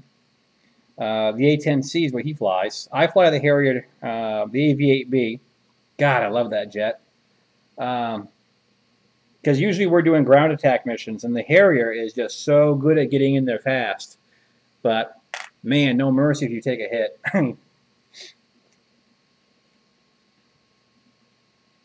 Yeah, let me hang on. This might hurt our. Let me show you what I'm using on the FT5, and maybe between what I have there.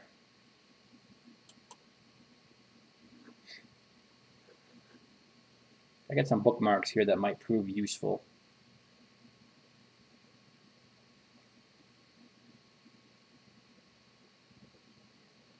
I don't know why, but anytime I connect to Thingiverse lately, it just takes forever.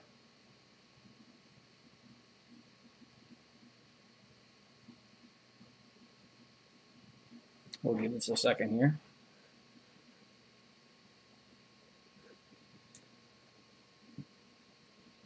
Okay, it's coming up. Here we go.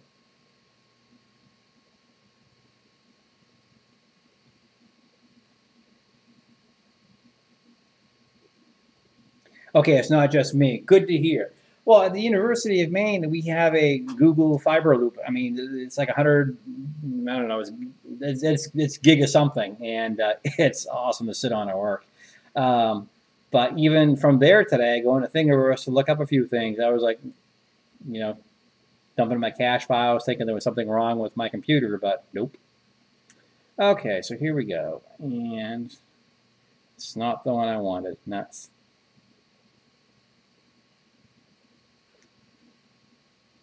Yeah, I tried to make sure I had these bookmarked, but maybe I don't.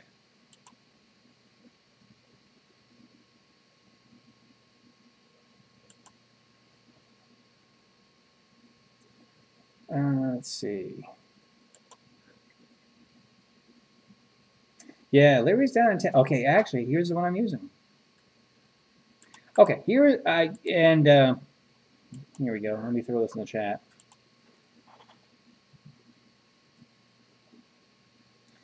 There you go. That's coming from me. So what's cool about that one is that is the one I'm using on my FT5 right now. And if you see, the problem is the back of it. Obviously, we're going to have problems with the back half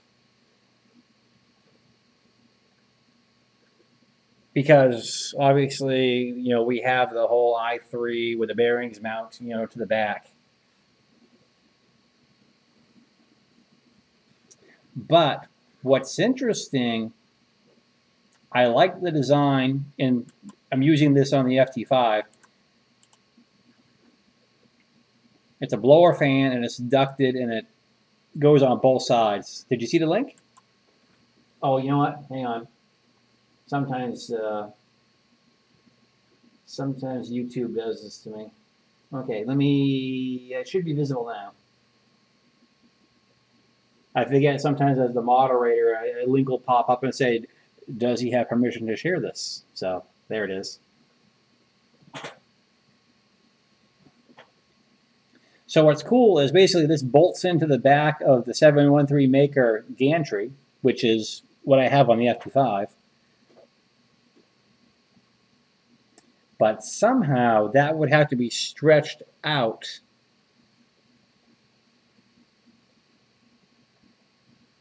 Well, I should print one of those mounts and see how far it goes.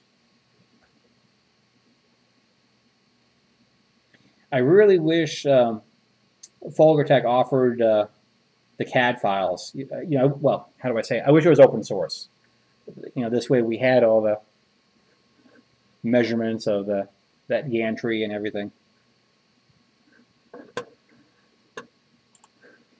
Because this is what I've used, and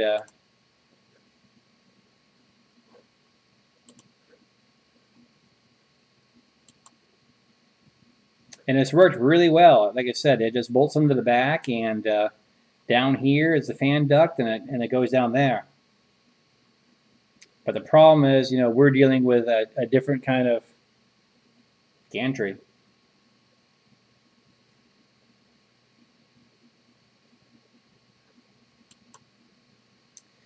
But that's actually, that's a better picture right there. So anyway, so that's the gist of what I was thinking. You know, if we could find something, you know, that allowed us to bolt in, because remember, the bottom is taken up. You can't get into the bottom of this because that's where those two bearings are for the slide on the chrome rod.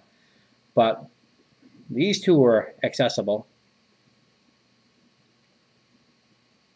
But the problem is that, you know, you have objects here, then of course the fan has to somehow fit on top of this. And then what else is nice here is he's modified this a bit, because right here he has this hole set up for a BL Touch.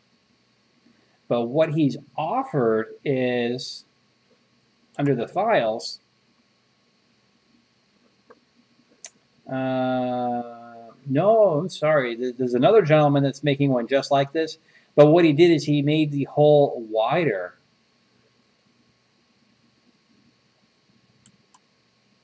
So if I find FT5 and then BL Touch,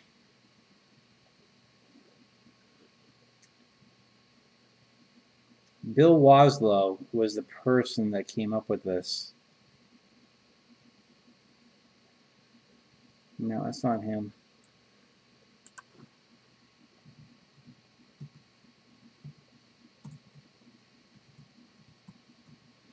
I'm trying to remember. Okay, that's Spectra. No, no, no.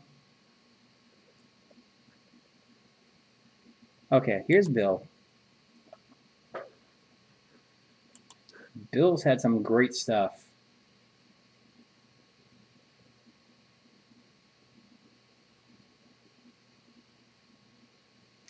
Yeah, so that's his version of a cooler that sits way behind.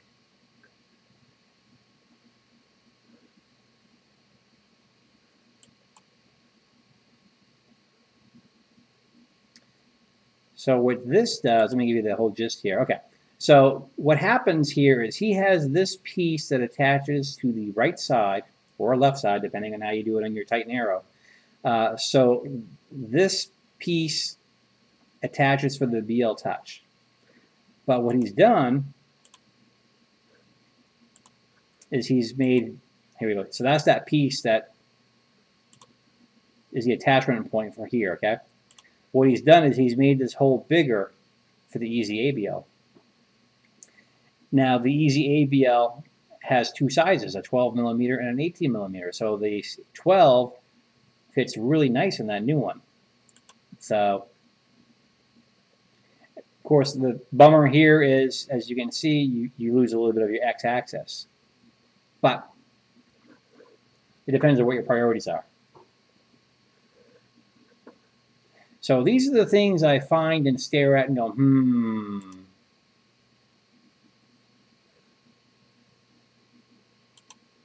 So here's the one I talked them into. So same thing, but the bigger hole. And if you'd like, I will share that just so you guys have all, if you haven't already grabbed it there from the URL.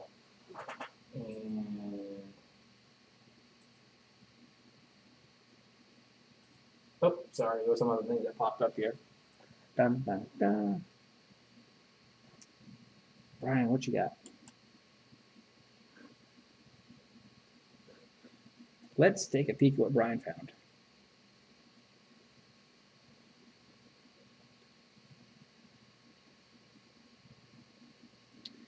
But does it show where it attaches? Let's look at this. Yeah, see, that only goes one side though, and I got a really, really big pet peeve about air coming from just one side. There is one. I mean, if you look under i3 Mega, i3 Mega.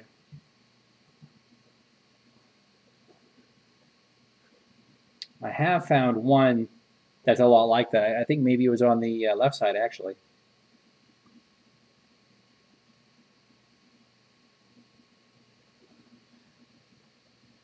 Oh, the creative mind's hard at work here. Wow, this is really slow. Let's see. Churning.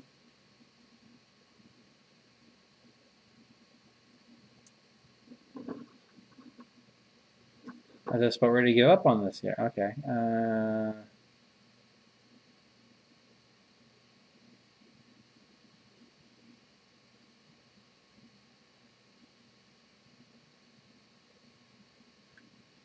Finding all kinds of i3 stuff, but not the Folgertech one. I'm kind of surprised there's not a lot of stuff on Thingiverse for the i3 Mega. I wonder how many of these things they've sold. Yeah, here's the one. Here's the one. Let's go back here. That's the only one I've seen so far, and that's, you know, again, you know, I mean, the CR10 is the same story. They don't have the fan blowing on one side, and certain prints do suffer if they don't have the fan on both sides. So, and I guess I've just been kind of spoiled. I do like that the FT5, that duct blows air on both sides. Technically, I guess this one does because it's pointing at the middle. Doesn't it? Yeah, it does look like a mirror image of it. Yep, it looks like it's the same thing. Yeah, I mean, it would be worth a try, but I don't think I'm going to have this print head for long. Like I said, I think, as I mentioned earlier, that the Titan Aero is going to be a real nice addition. My first thought was a Titan was going to be a little bit on the heavy side, but after seeing this thing, as heavy as this thing is, it would be interesting to measure the weight of and compare.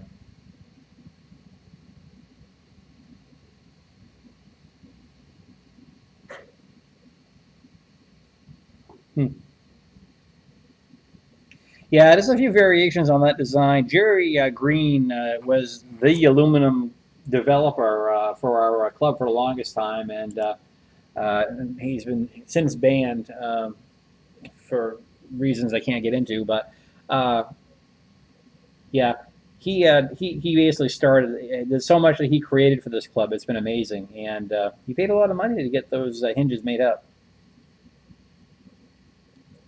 Yeah, well, if you the other thing too is if you don't have one already, I sell the aluminum data panel and the aluminum charge bay faceplate. So if you need those, let me know.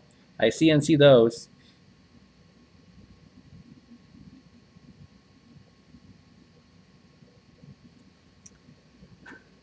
Okay, I think if I close these guys out.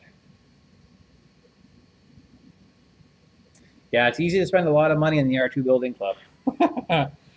And it's a whole lot easier now because, back in the day, if you wanted anything aluminum, it was top dollar. Oh, did you get them from me back in the day? Okay, good. I've had so many of those go all over the world. It always fascinates me. And it's funny, I'll go through weeks where no one's interested whatsoever. Then all of a sudden, bam, 10 people at once. And I always tell folks, I make these on demand, but, I do it after work, so it may take me a little while to get to you.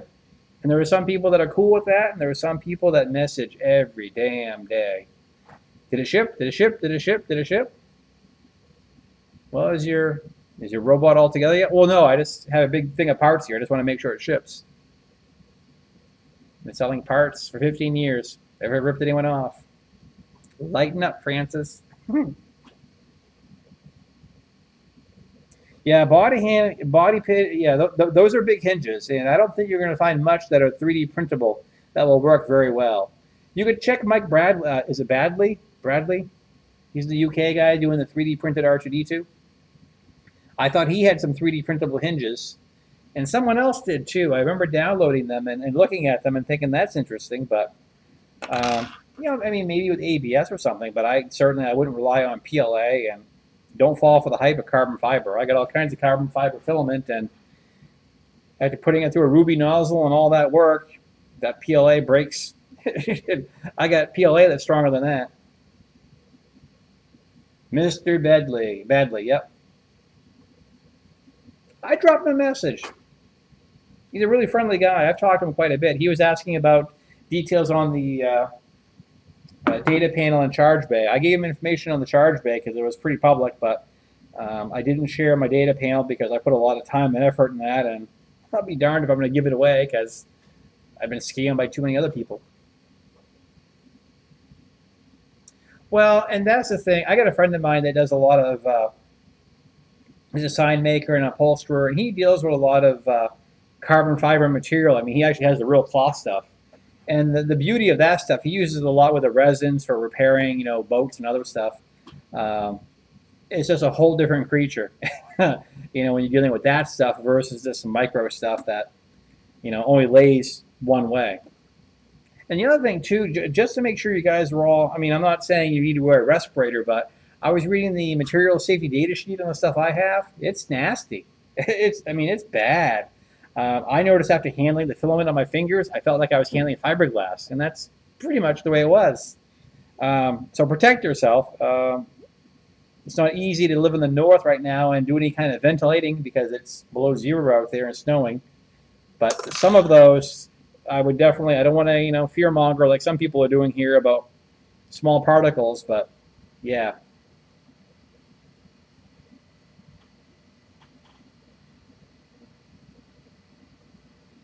Yeah, I usually get an email every week saying, hey, can I get a copy of your data files here so I can 3D print mine instead of buying one?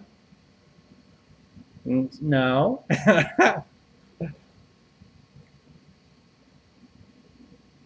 But I mean, I would ask people the same thing too. I'd be like, hey, I mean, I got guys that message me from South America saying, look, it's very expensive to ship and buy stuff down here. If I could have these files, I could make them down here. And I said, yes, and that's the market I would like to sell to. So, no. True, yeah. I mean, I don't have any problem asking. And I think, just like Caleb, I very politely said, I used to share my data, but next thing I knew, 4 or 5 guys are mass producing them and selling them on our website and saying, hey, look, buy them from me. And I'm like, no, wait a minute. You said you needed it just for yourself. I designed these. I made these. These things are, TM me. So that's the problem with the prop club, something like that.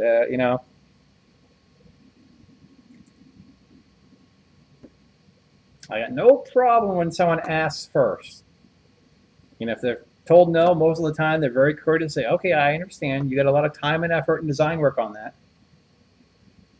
And just so you know, Brian, that data panel, man, I spent a crap load of time in SolidWorks and VCarve Pro to make that thing work.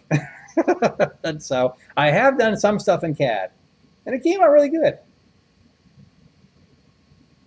There goes my furnace again. Wow.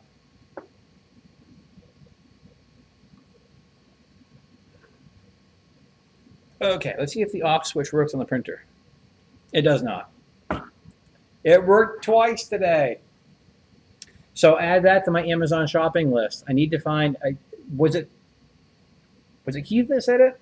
Someone else mentioned it. Was it an i3 or something? Yeah, figure it would be i3, right? I need to find that power switch, though. We need to replace that because it seems kind of ghetto to keep on unplugging the damn thing. There.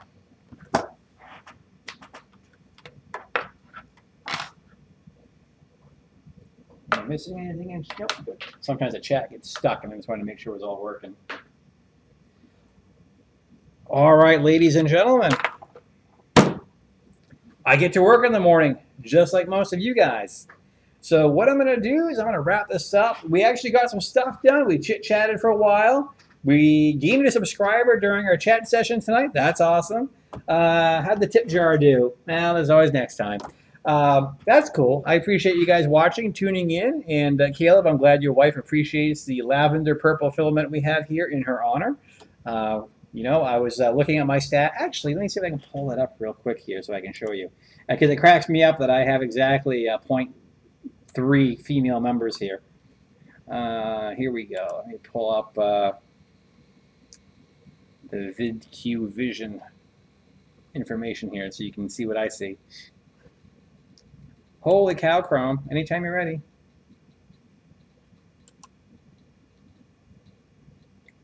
Doobie-doobie-doo. Yeah, I was going to show you this statistic here real quick, but I think Chrome is going to be a dunce here for me. I know what I'll do. Let me, let's see. Let me go to this.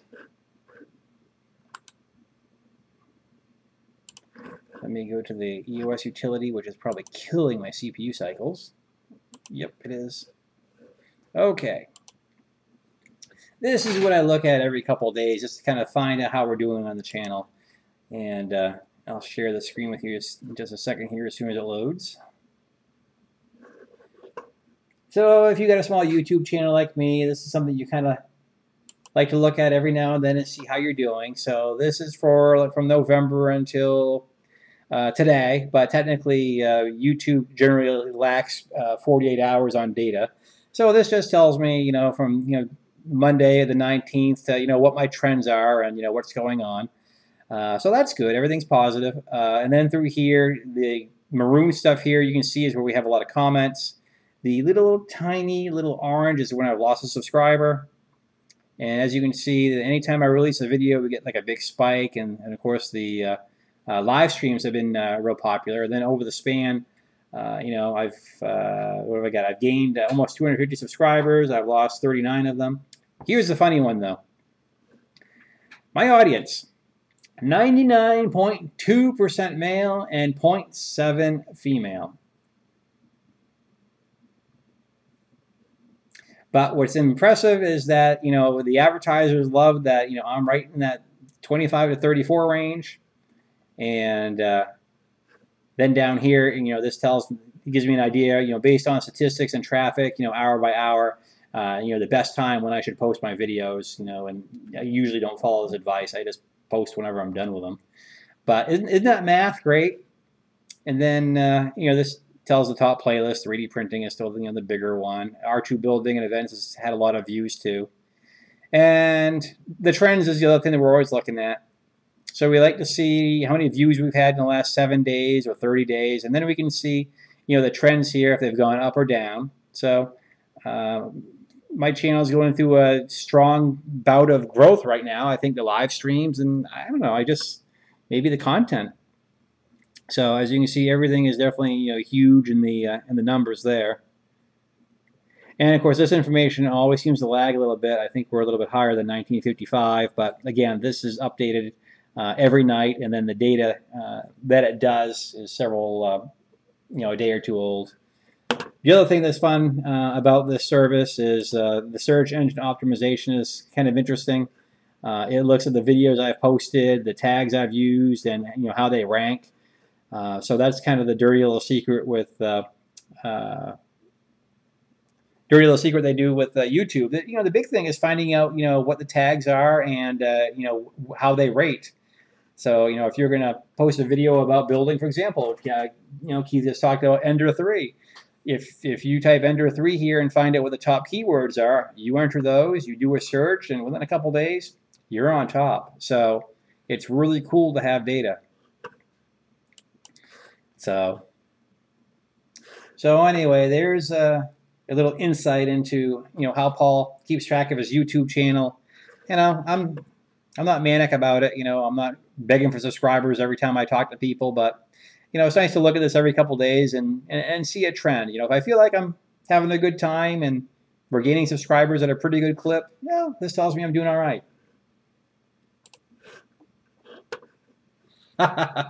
Well, it's just a matter of having fun. The other thing that's a lot of fun too is trying to remember the website here. Let me pull it up. Oops, I hit the wrong button here. My laptop. Okay, so here and here. Okay, wrong one. Okay, so this is Social Blade. So here's a little YouTube one-on-one. So if you've got a channel, you can go in here, you type in, the channel name. If you don't know the name, you can also go by this, which you see if you go to the home on their page. So for example, here's my channel, and we'll see how it looks. So we have 1959, which is I think what Caleb said a few hours ago, an hour ago. And this will give you your rank. So I got a C+. And this is what I look at every so often. So it looks like on average, this green here is how many subscribers I gain every day. This shows how many subscribers I have total. And this shows how many views per day. So, when I first started out, I was lucky to get 25, 30, 40, 50. And then a few months ago, it started to jump up to 2 or 3. And then 100 rather, and then now we're consistently breaching 700, 800, thousands. So it's been kind of fun to watch this grow. Oh, and as far as the dollar value and stuff like that, yeah, good luck. Oh, you did the math on how many female? I got 176 female viewers. That's awesome. So. And again, this just shows back, it's kind of fun to look at this stuff, back in the day. Actually, I think this one has more complete information. And this is what happened. I got friends of mine, they obsess about their YouTube channel. And if you watch this stuff too much, you'll be like, oh my God, I lost 5 people. Yeah, well, you also gained them back in 2 hours. So it's fun to watch. Here we were, total subs. So we're at 1.95, and look where we were, beginning of summer. So, and then same thing with daily views and total views. Everything else is just kind of spikes in summertime. And I think a lot of that is just making good videos. For me, I like to learn, and I enjoy sharing that with you guys. No, you can't stress the stats. Otherwise, you're going to be, and you guys know them. I mean, you have various channels you follow. There are certain people that they seem to put out videos every 2 days, and they're doing a review of this plier I bought yesterday. It's just, I see guys doing reviews on filament samples or stuff like that. They just feel this incessant nerd that they're chasing the statistics, that they got to put something out every couple of days. And, that's a turnoff for me. There's a lot of channels that I'm a big fan of. Scott Manley is a big one if you're into the science program and space program, rather. He puts out videos every 4 or 5 days, and they're always really good and well documented. It's not like it's a hurry-up job because he just wanted to get something on YouTube for the sake of advertising and maintaining his stats. So, if you're having fun with what you're doing and you enjoy it, it won't feel like work. The hardest thing for me this year has been learning how to use Adobe Premiere Pro, getting used to all this lighting, trying to get the microphone stuff just right. The editing is the real killer. It's one thing to sit in front of the camera and spend an hour and do the video, and then you do another hour of the B-roll, shooting various angles of various things, and then taking pictures for the thumbnail. And then, for me, it's like 4 hours of post-editing. I used to do music and all that stuff in the background, but I know some of the stuff I watch from Tom's 3D and other guys, if I'm trying to learn something and they got the bebop music in the background, it shuts off my brain. I can't do it. But, wow, you guys got me talking tonight. I think my second wind has expired. Yeah, and the coffee cup didn't. Maybe the coffee did work. Who knows? But I've thoroughly enjoyed the conversation. You guys are awesome to talk to. You're very helpful, and it's nice to know I got a good core group of 3D printing friends there that have the same passion for the hobby that I do. And I am looking forward to, I'm going to see if I can find something local for those springs just for the heck of it. But if not, that'll be on my Amazon order for everything else. I'm debating if I want to order the Titan Aero from E3D Direct, because I know they have their own stepper motor that's supposed to be a little bit lighter and a little bit better. But that's also going to be coming from the UK, and it's got VAT and taxes, so I don't know if it'll be worth it. That's on the end of the video. Yeah, so now I got to wind down so I can go to bed and get up at 6 a.m. Good times. Well, all right. Well, maybe we'll do this again tomorrow. We'll see what's going on. I'm happy with where we're at right now. The firmware is happy. My bed is somewhat level. I'm homing in a whole new position. So, Phyllis Struder, I'll check those out. Here's the key, though. Here I go again. Does it come assembled? Because if it comes assembled, that's awesome. Because, I mean, I've put mine together 4 or 5 times, and every time I do it, I swear I'll never do it again. Leveling that gear with the cog is just the worst thing. I should have bought more Titan Arrows, because I have 5 E3D V6s. Because I thought I was going to convert my TiVo and CR10s to E3Ds. V6s, but what are you doing, Theodore? No, he's getting into stuff.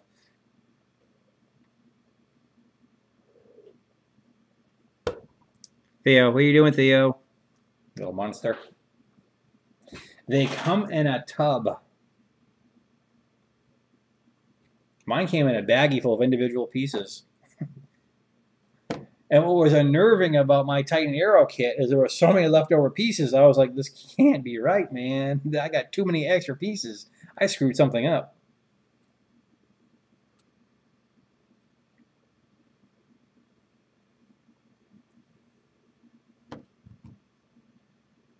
Okay. Well, if you guys come up with anything else here and your thoughts, share them in the comment section below. Yeah, extras. Yeah, that's exactly right. I'm going to wrap this up. My God, we've covered a million topics tonight, but I had a good time. I enjoyed talking to you guys. This has definitely been the highlight of my day. Work certainly wasn't, and the Aero Club meeting was fun, but I'm sitting around with a bunch of guys that can't afford to go fly either. So That was a downer. So this was the high point. So thanks for watching. As always, if you're not a subscriber, please become one. I've enjoyed this, and we'll do it again soon. Have a good night. Toodles, guys.